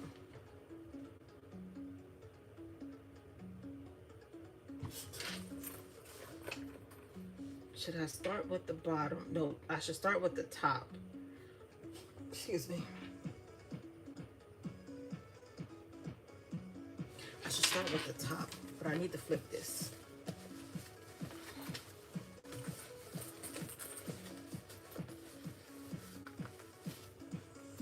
Oh, okay. I need to get some more. Like I said, I had red and then I had got this color. I want to get a white because I really do like this fabric. And I did get all of my pattern pieces, and I still had a little bit left over. So, but I did get all of my pattern pieces from that one roll. So you really don't need a lot of fabric for this.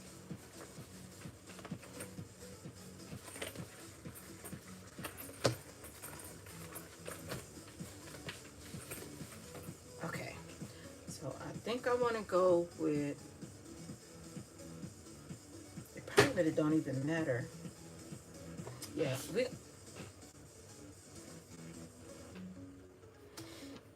top or bottom first. This is a learning experiment, so let's start with, let's get the handle out the way. So when you're doing your handle, make sure that you're putting it on right. Like, make sure it's going on there right.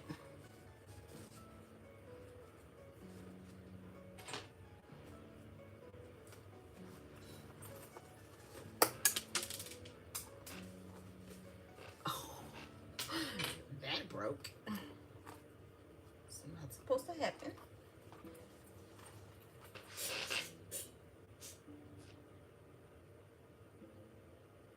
Oh, the pattern is mine. I'm working on the kinks right now. It'll be out. I'm hoping to have it out by next month. I'm hoping to have it out by next month. And I probably want to do testers on it. It's just going to be what it is. It's gonna be what it is. Oh, technically, I got a tester. That's Tony. Tony has tried to make it before I put out the video, and she basically did the same. Like her, the only issue she was having was the same problem I was having. Was she didn't really know how to attach this part here. She didn't know how to do this part. But if she watched me from the beginning, then she knows how to do it now. But the bag, like the bag actually was cute.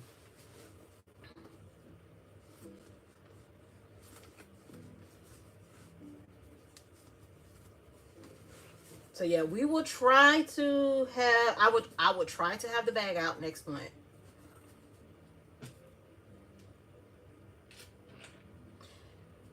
And I'm feeling,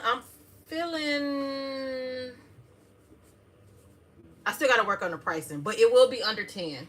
It will be 10 or under. I'm not going to put it too expensive.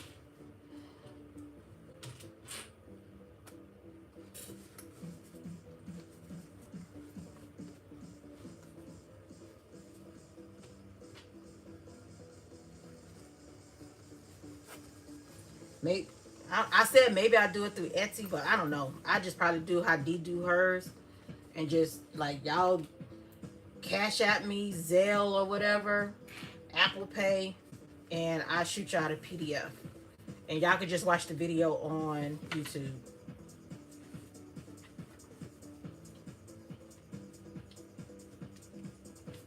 Let's not do that. Make sure just the front and the back was connected correctly.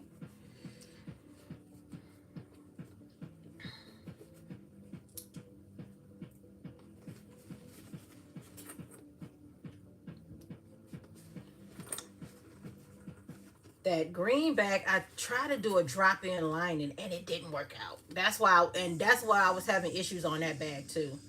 Like I had to work out the issues with the zipper fitting correctly and the issues with the drop-in lining. That one I'm not, like I said, I'm not going to release that one yet because I need to figure out that divider situation.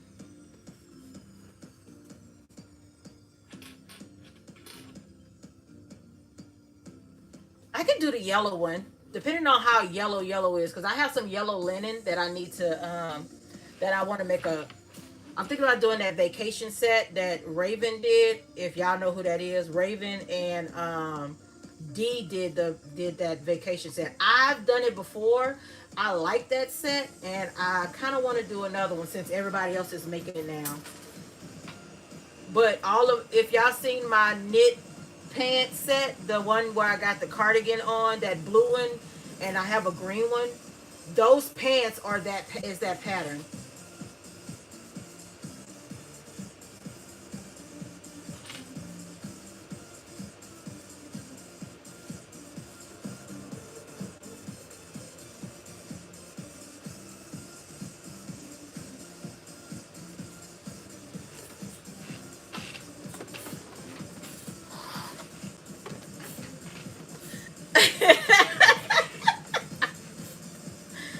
Look, ma'am, I don't know about all that, cause I don't. Y'all know how I am about selling my stuff and sending it out.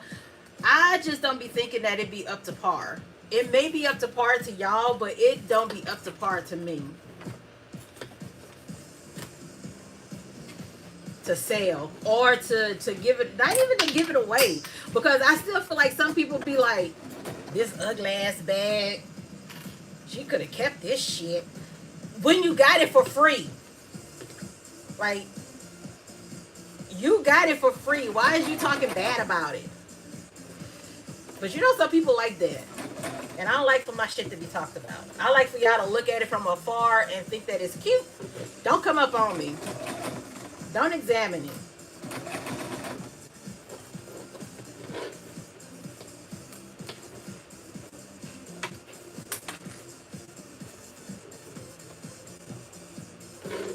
But just wait until I get an industrial. Oh, y'all gonna be sick of me.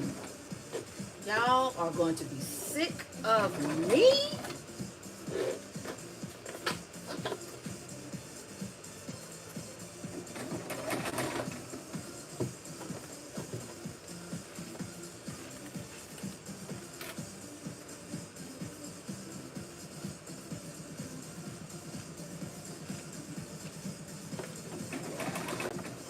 No, don't do that. Don't do that.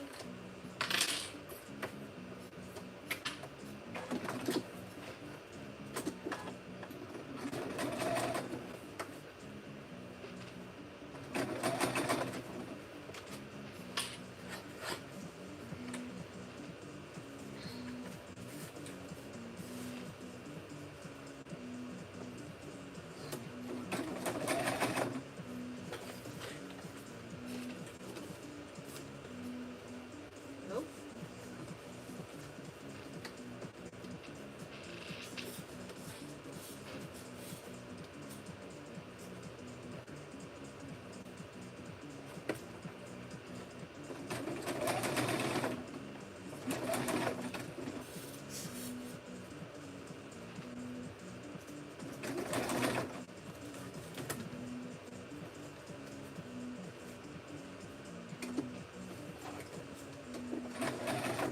But I do need to start rehoming some of my stuff because I'm not using it, and I'm sure somebody will wear the hell out of it. I'm not using it, so.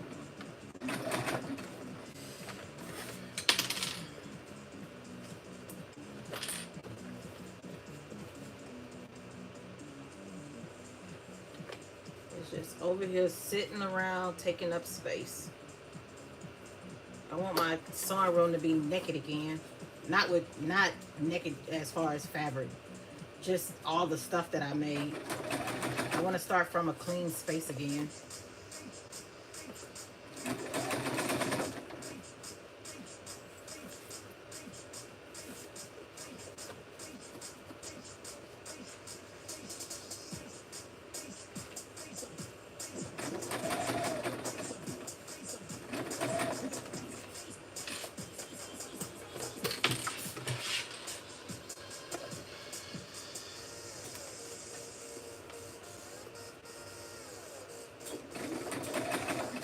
good trick that I've also learned from the bag girlies is if you need to staple your bags instead of using these clips, and just make sure you take the staples out, which I probably should have did with this one, but I still be running into like issues when they come when I staple them anyways.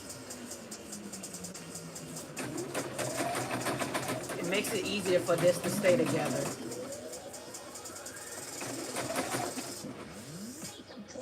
So what I'm doing is just basically basting this on to get it to be on, so I don't have to worry about clips. And then I'm gonna go back in at the 1/4 inch mark, at my 1/4 inch seam allowance, to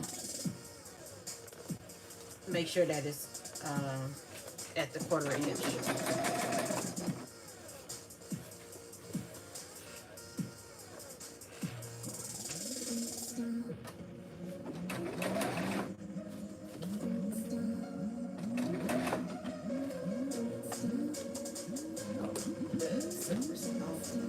Handle.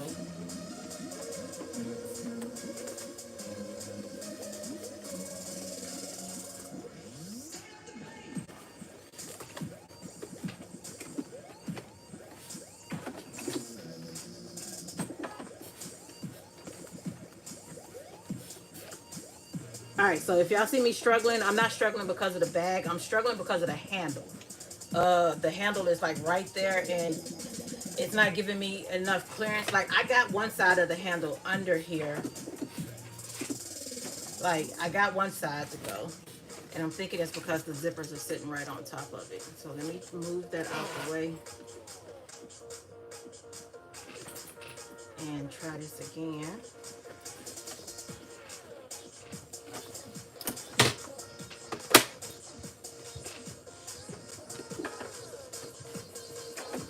Move.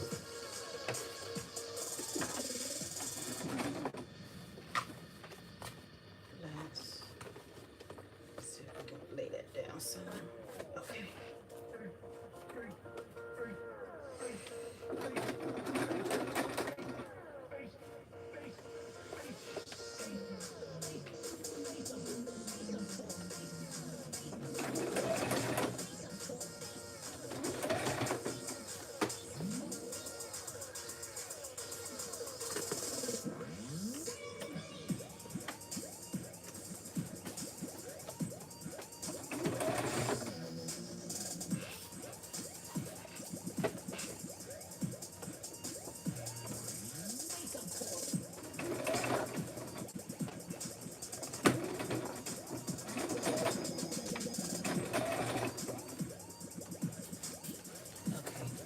I can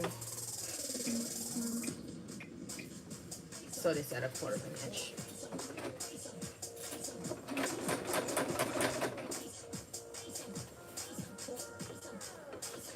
And we're gonna bind it instead of trying to do like birthing it and stuff.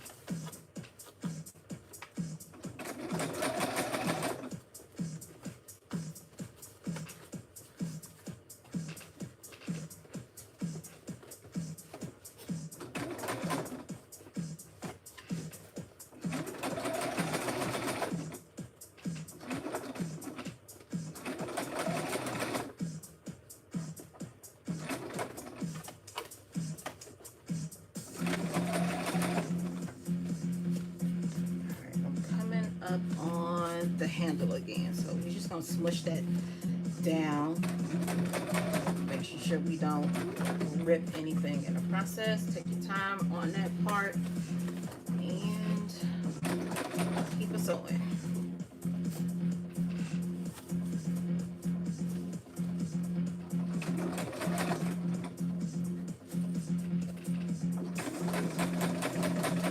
So I'm not gonna bind the bag on live. Y'all know, like, finishing touches. That's something that I do off the camera. but y'all will get the concept of the bag. And I am using white bias binding. If I don't bind tonight and I go out tomorrow and I stop by the store, I may pick up some green. I had some green. I think I used it all.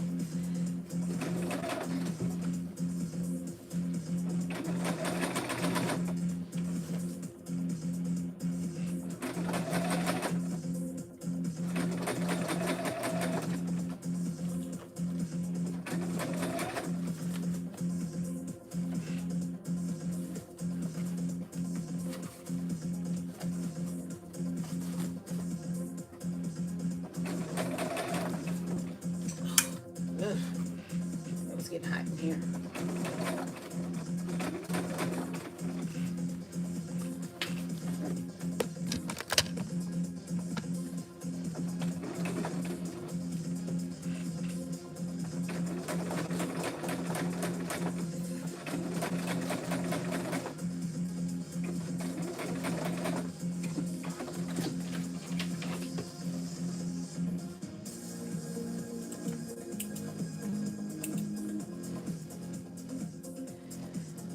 That was a workout. I almost hate to flip this, but I'm not gonna flip it yet. I'm gonna go ahead and sew on the bottom.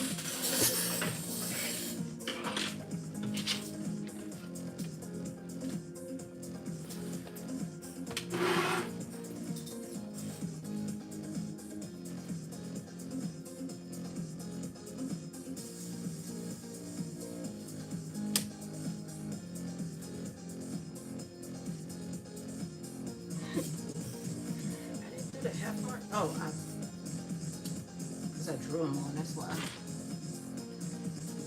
make sure.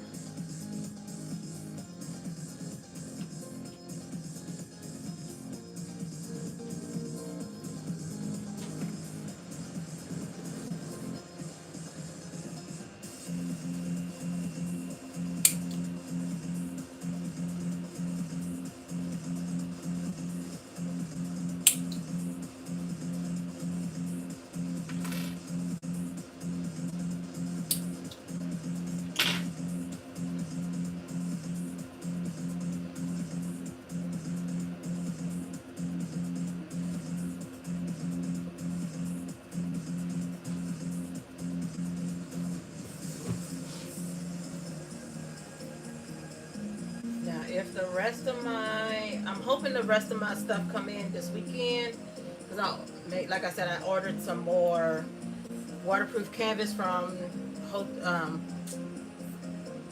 Fabric Wholesale Direct.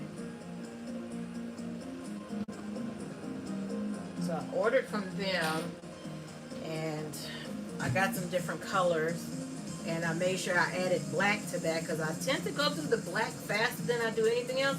I think I got 2 yards of that because I go through that one faster than I do anything else.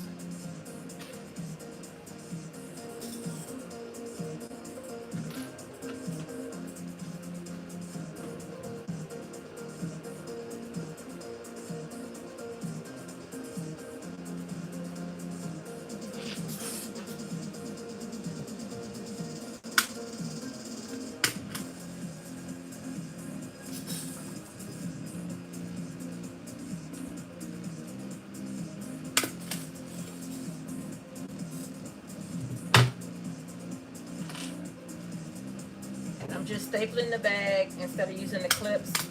I'm gonna see if that helped more than using the clips. Cause sometimes them clips be slipping off, and y'all know once they slip off, that's it. Especially when you're sewing, once they slip off, that could mess up how you had this stuff fed in to the clip.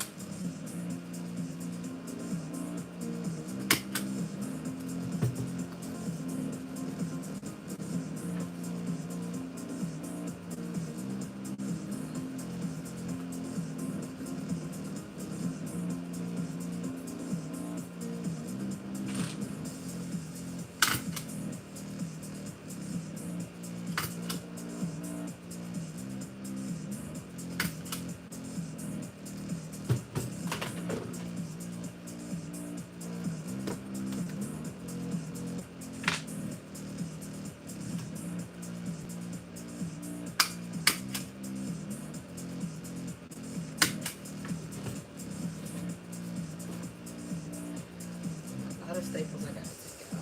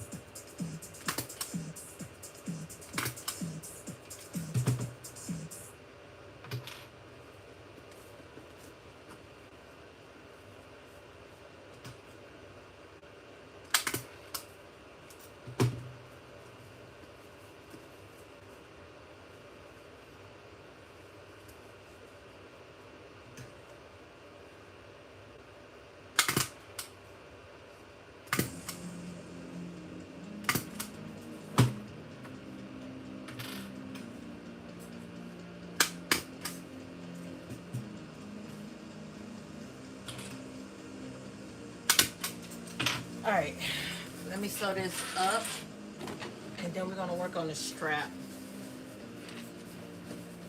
Because I gotta see if I want to use the, I can always just cut strips out of the canvas, out of the waterproof canvas, which is what I normally do anyways. Cut like a 1.5 inch strip, 1.5 inch strip.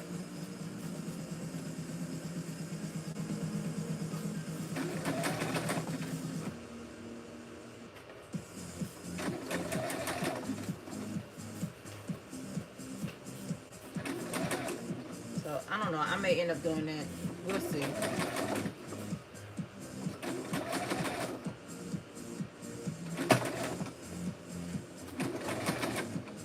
Like that very much.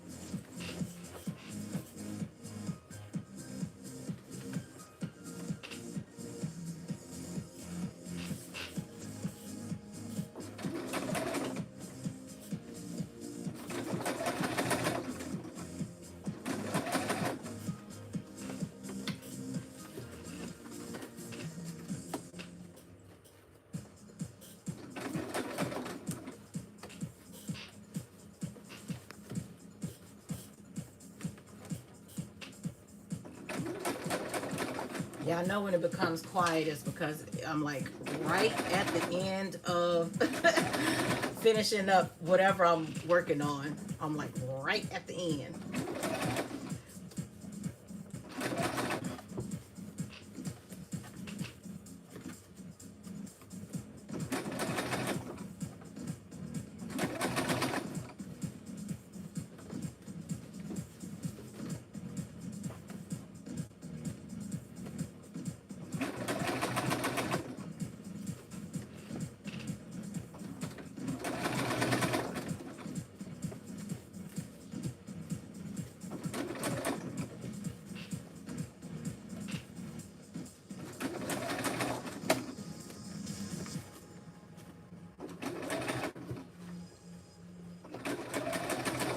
I had a chain that was supposed to be here for like a chain strap,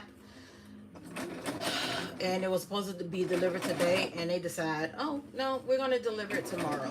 So that will be in a tutorial or instruction video, me using that chain.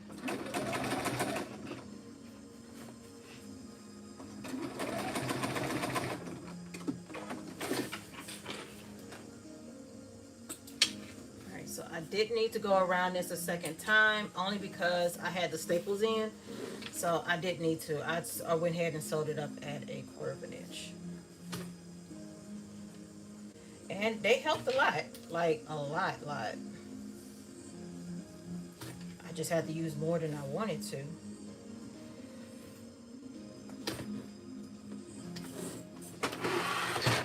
So I know I need to have a staple puller as part of my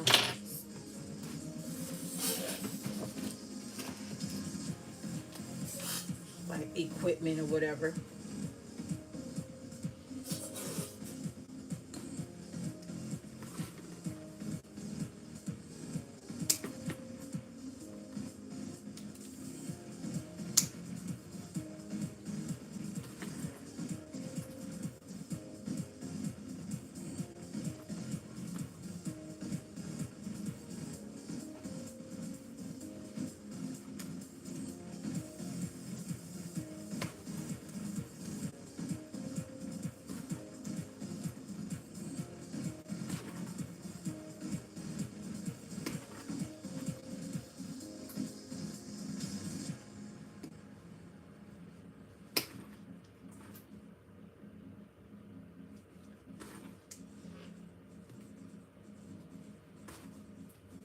Unless you know how many staples I use, because I'm still going.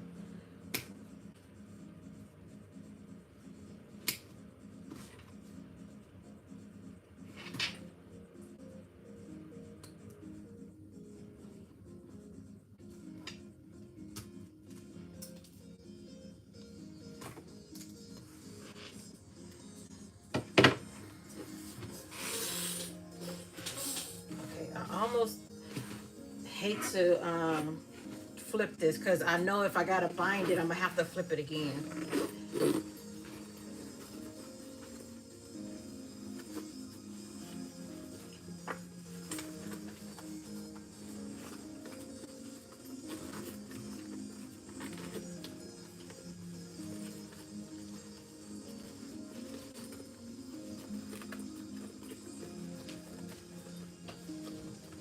And when y'all flipping y'all bags and y'all using that handle, that knob, don't pull on the knob to help flip your bag.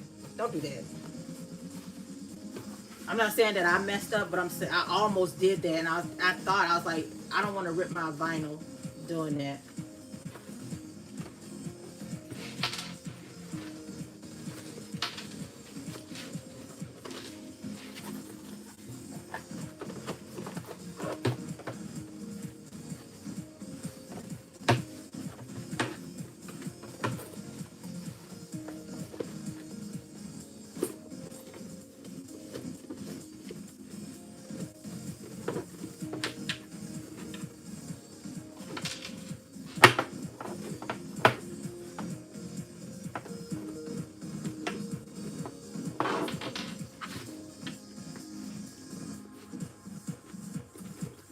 So the next time I know to use a 3 instead of a 3.5 stitch. And I want to try foam because I just feel like this Decoville light is just not sturdy enough for me. Unless I use Decoville heavy, then I think maybe that'll work.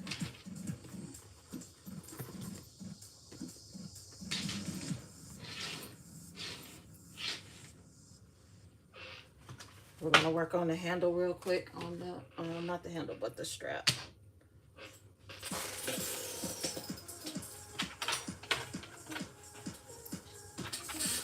So you're gonna need your slider and your 2 little claw clips. We're gonna take our slider. My sliders be having like a little bend to it. And I always have my curve going up, so it'd be curve going up. And I go through the side that's closest to me, through the side that's furthest from me. And then we're just gonna adjust this real quick because I need to make sure that it's not a lot. So we're just going to stitch Let's go a little smaller. I'm gonna do a zigzag stitch because I'm doing white thread. So we're gonna go about that much. And I'm gonna just do a little quick zigzag stitch over this. You could do a straight stitch. I've already burnt the ends of mine. I use seatbelt webbing. I like how it feels. You can use cotton webbing. I do have a cotton webbing, but it's a 1 inch. It's not big enough.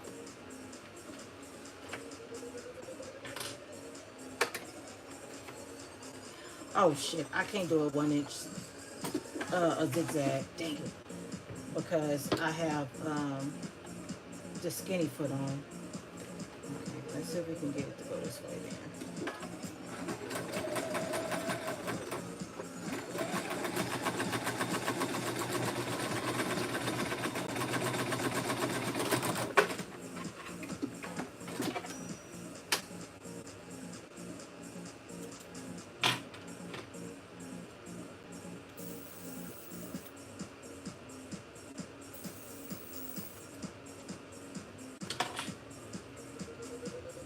Alright, so now that we got that on, we're going to go ahead and thread one of our little claw clips through.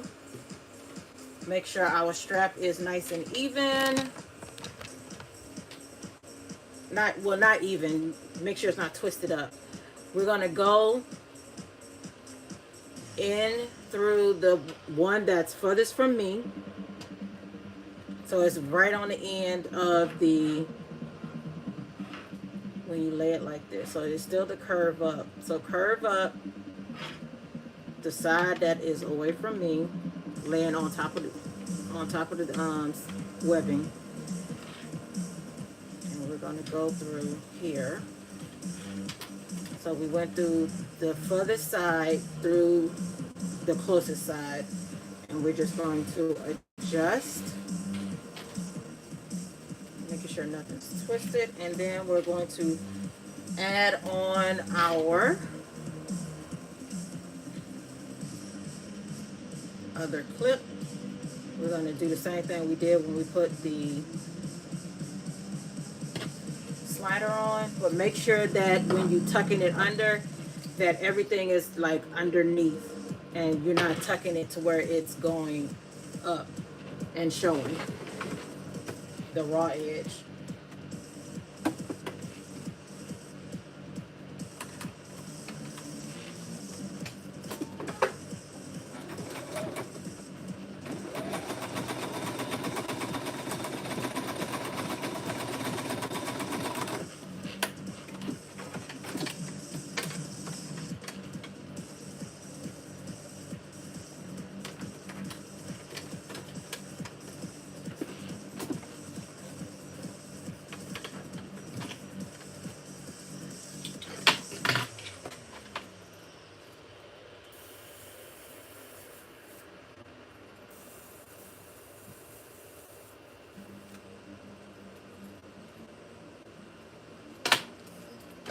And that is it. We're going to attach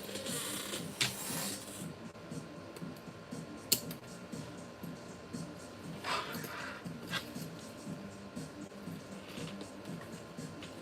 strap.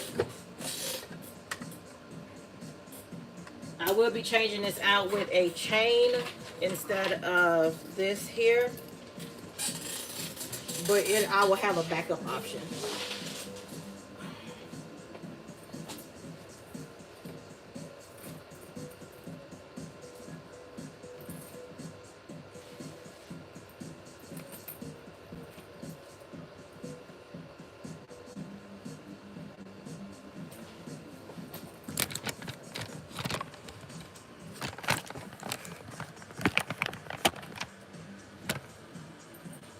And this is the bag.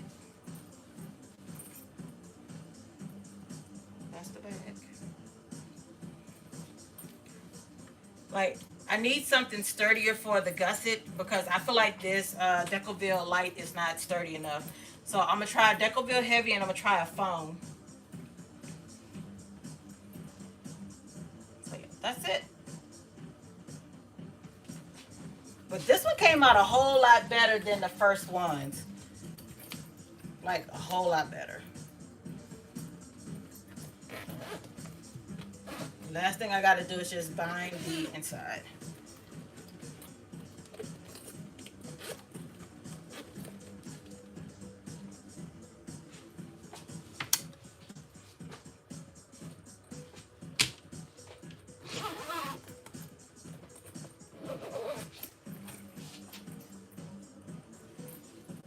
If you want to carry it, you can carry it. So that's it. That is all she wrote. So I would try to get this done next month, as far as like, so y'all can just go ahead and buy it and start making it. So I'm pushing for, I'm gonna be probably July 17th. Maybe July 17th. I'm trying, because I may be on vacation around that time. So I wouldn't have to worry about like going into work. So yeah, maybe July 17th. Yeah, I'm gonna behind the scenes. I'm just not doing it on live. I never do finishing on live. So that'll be the last thing that I'm doing. And the only thing you gotta bind is just around here on the inside and around here. Everything else is clean on the inside. So I will do that some other day, not right now. Not even today. So yeah, that's it. I'm gonna work out the divider situation. That one is a little more tricky to put together than this one is.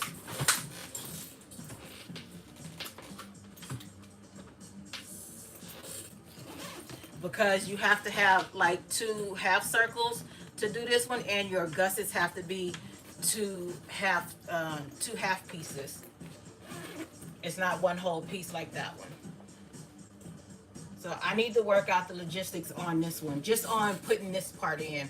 I'm pretty much okay with everything, how everything else turned out on this one. It was just doing the divider. I got to make sure that that's right, because it became real thick on the edges here, because this is 2 layers. This is 2 layers of vinyl. I mean, not vinyl, but 2 layers of waterproof canvas, 2 layers of waterproof canvas. So that's 4 layers right there. And then you got your waterproof canvas on this side. So that's another layer added to that. And then you got your vinyl. This one was a drop-in lining. So this one has to be a drop-in. It cannot be anything else but a drop-in. And that was another issue that I had, because I had to like drop it in and get it folded down. I went ahead and sewed the zipper around, and I top stitched. No, I didn't top stitch. Did I? Yeah, I top stitched this, and then I put the lining in, folded it down with some double-sided tape, and went around it. So the putting together of this lining was like, you had to like kind of stop here and then start here. It was just a little bit too much. So this one is a little more trickier.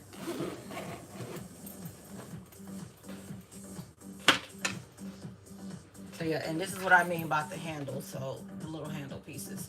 This one is not at 1 inch. This one was a little closer to the edge. And I think this one was at 1 inch. So when this is out, when this one was like flat, it was 1 inch from the edge. So, and this is with the 1 inch hardware. So all of this bag was made with 1 inch hardware. So it is doable if you want to do it with the 1 inch hardware, while these 2 are made with the 1.5 inch hardware. The 1.5 inch gives you a little more space to work with. The 1 inch is just too damn small. Like, you can't even tell that I have anything in it. So this is basically how the handle will look if you was just sewing it on top and not having these connectors in there. So the handle would basically look something like this. So yeah, but yeah, this came out better. I just feel like it's still a little flimsy, especially around here. I feel like it needs something a little more sturdy. So maybe I'm thinking maybe try Decoville Heavy in this one or some foam. Because the light is just too light for this.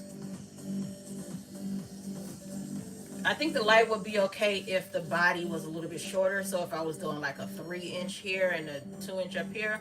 But since this is like 6 inches, I feel like I need something a little more heavy. Yeah, I'm thinking about the foam. So I'm thinking about when I do my other bag, I'm going to do the foam. I got to get some. I don't have any more. So this is the fabric.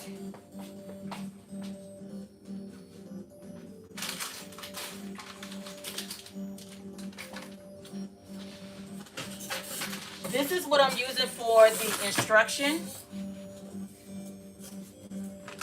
I don't know about the waterproof canvas yet, only because it has not come in yet. I have a gray. I said I was going to do black. So it's going to be black on the inside. But this is the vinyl that I'm using here. This is another roll from off of Amazon. This one was 12 by 56. While this one was 14 by 56.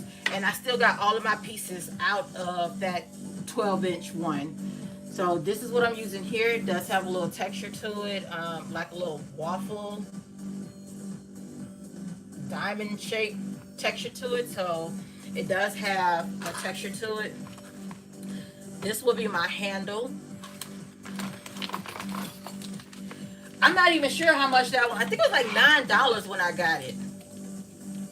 Yeah, I think it was like $9 for the roll. I don't know how much it is now because I got this one a while back. It's just been sitting. This is the handle that I'm using. And this one is heavier than this one is. But this will be the handle. So it'll look like this. The bad thing about using gold is that not everything matches. Like not everybody's gold will be the same gold. Like, see, you got like a shinier gold on this one, while this one just is a touch duller. And then you have this yellowy looking gold. But since they're not so close to each other, I'm probably okay with that. I may be okay with that. I don't know.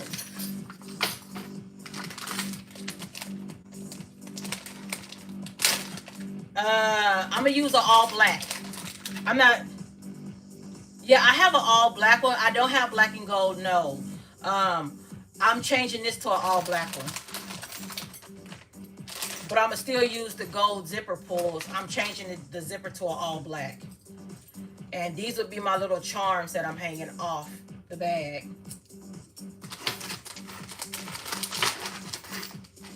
Like if this one wasn't, if I can get these off and change it to the silver, I will connect this to this here.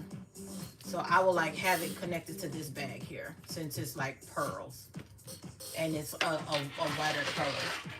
But yeah, I would switch out those connector pieces for a silver piece.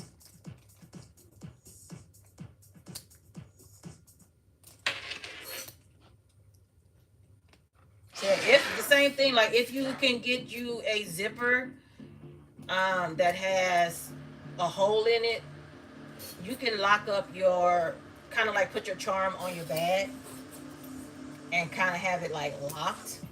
Like if you're traveling and you can have your charm just like hanging off your bag or whatever by the zipper. But yeah, that's my idea for this bag here. I can't, and it's gonna have a gold chain, like for the strap. It's gonna have a gold chain. So I can't wait to get the rest of my stuff in. I have not considered piping, but piping is an option. I don't have anything to match the pipe. I don't have any matching piping. Like I would definitely want to use a gold instead of using a black. I would definitely, if I use like piping on this one, I would definitely want to use gold. I would have used the white on this one. But yeah, piping is an option. And it would only be just around the top. So I will only do it like up here and maybe down here, maybe. Oh, and this is how the bottom look. This is how I put my purse feet on. So that's how the bottom looks. And I will be using purse feet on this one too. The other two don't have purse feet. So that's like how the bottom of this one look. And this is the bottom of this one. So you don't have to have purse feet. Yeah, I don't know what I used in this one. I think I used Decoville Heavy in these. Because these are standing up a whole lot better than that one. Maybe it's because the vinyl that I use is a little bit thicker. Yeah, because this is a little harder than this. This is a softer vinyl. So it could be the vinyl too. It could be the vinyl. Both of these are softer vinyls. So I'm going to have to... You know what I did? I interfaced. I used Decoville Light and interfaced it. That's what I did. That's exactly what I did. And that's why it's standing up a little bit better.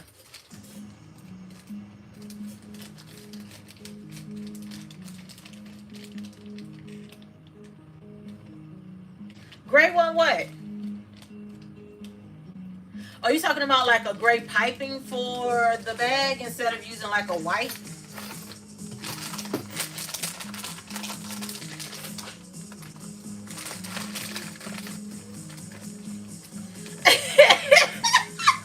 Not you trying to get me to do some piping, ma'am.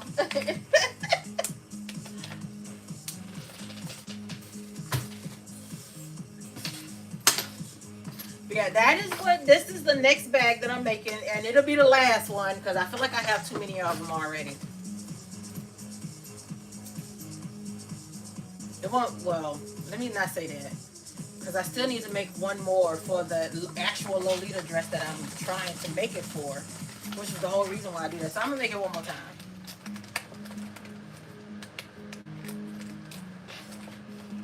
Oh, that's a tan color. You can't really tell. This one here, it's a tan color, but it does have gray in it. Like it has some gray stripe. Nope, taupe.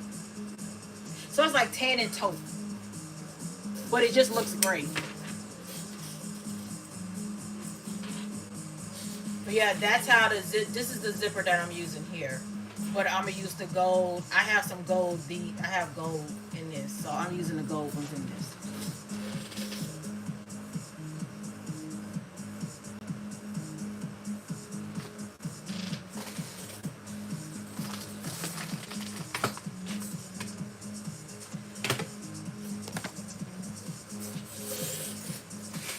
I'm gonna change out all of mine. I'm just gonna order those because those come real close to like my design that I use for my tags and stuff. And that's the design that Tony kind of she used it also for my logo on my pattern.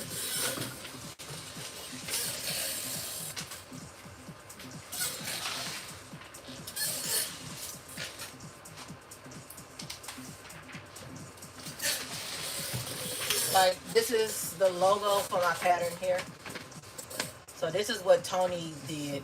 Like y'all know I use SDC because that's my initials. So SDC will be like a constant on all of my stuff because it's my initials. But she put SDC pattern. And that's my flower. So I like to use the cherry blossom flower because my last name is Cherry. So I use that, and that's why I got the cherries in this one because my last name is Cherry. So I kind of like to stick to that. So I use the cherry blossom flower as my thing, and I use cherries for all of my decorations. Yeah, I liked it too. I think she did a good job on that one. I wasn't thinking about no logos. I was only going to make the pattern because she wanted to make it. Like, I wanted to put it in the PDF because she wanted to make it. And that was it. I was not going to push this pattern out. But too many of y'all are already saying, well, not too many. Enough of y'all are saying that y'all want it. So it'll be out there for anybody who wants it.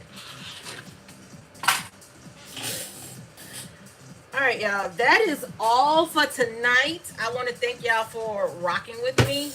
Like, y'all stayed here, and it's been 2 hours and 44 minutes. Yay! I made it to like a 2 hour mark without actually going over to 3 or 4 hours. So yeah. And this is our final result. The only thing I gotta do is just the piping. I mean the binding, and make sure that I kind of smooth out everything. And I'm gonna stuff it so it can kind of keep its shape some. So I'm gonna stuff it. But this is the bag. Don't mind the pearls.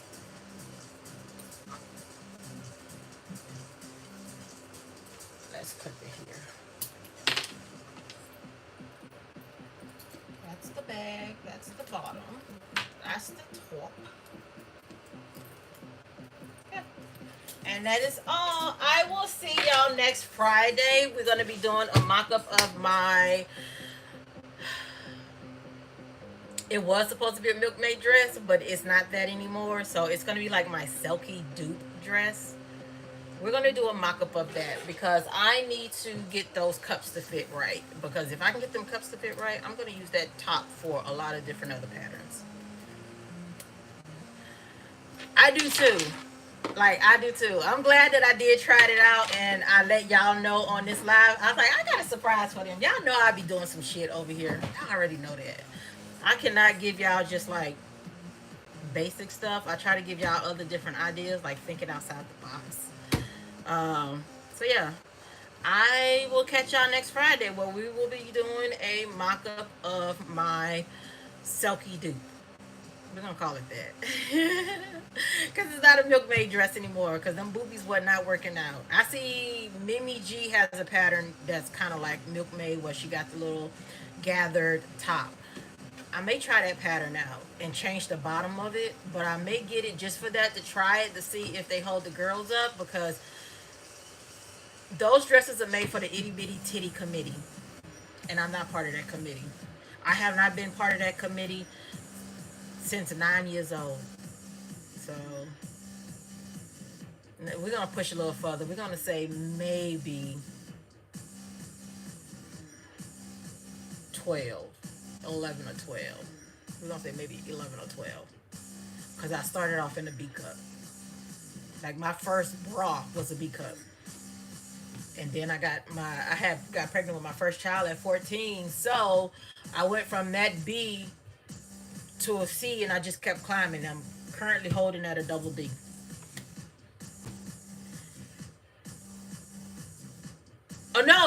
Oh yeah, on that one. But I don't want to have to do all of that for that. But I feel like I'm going to have to do something like that for that. Or I'm going to just have to wear a good bra.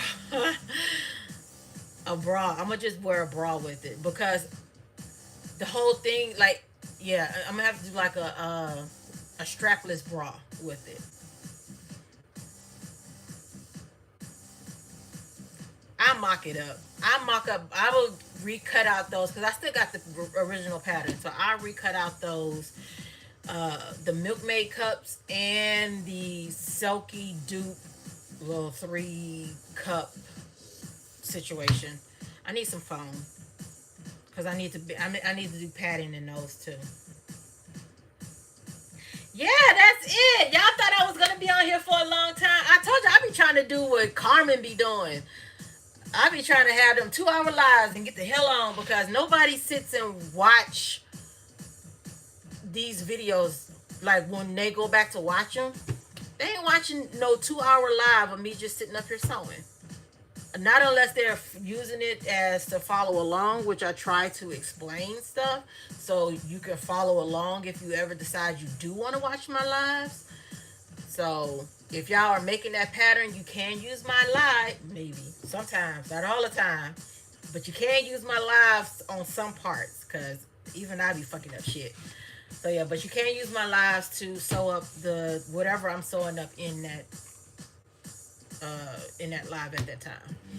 So yeah, that's it. I will catch y'all Friday. Maybe y'all may see me on TikTok over the weekend, because I do want to make a dress, like another summer dress, or probably some jumpsuit. So y'all may see me on there. I don't know yet. We'll see. We'll see. If not, y'all definitely will see me Friday here on YouTube at 7 o'clock p.m. Eastern Standard Time, and I do be on time. I do be on time. Okay, y'all. See y'all later. Bye.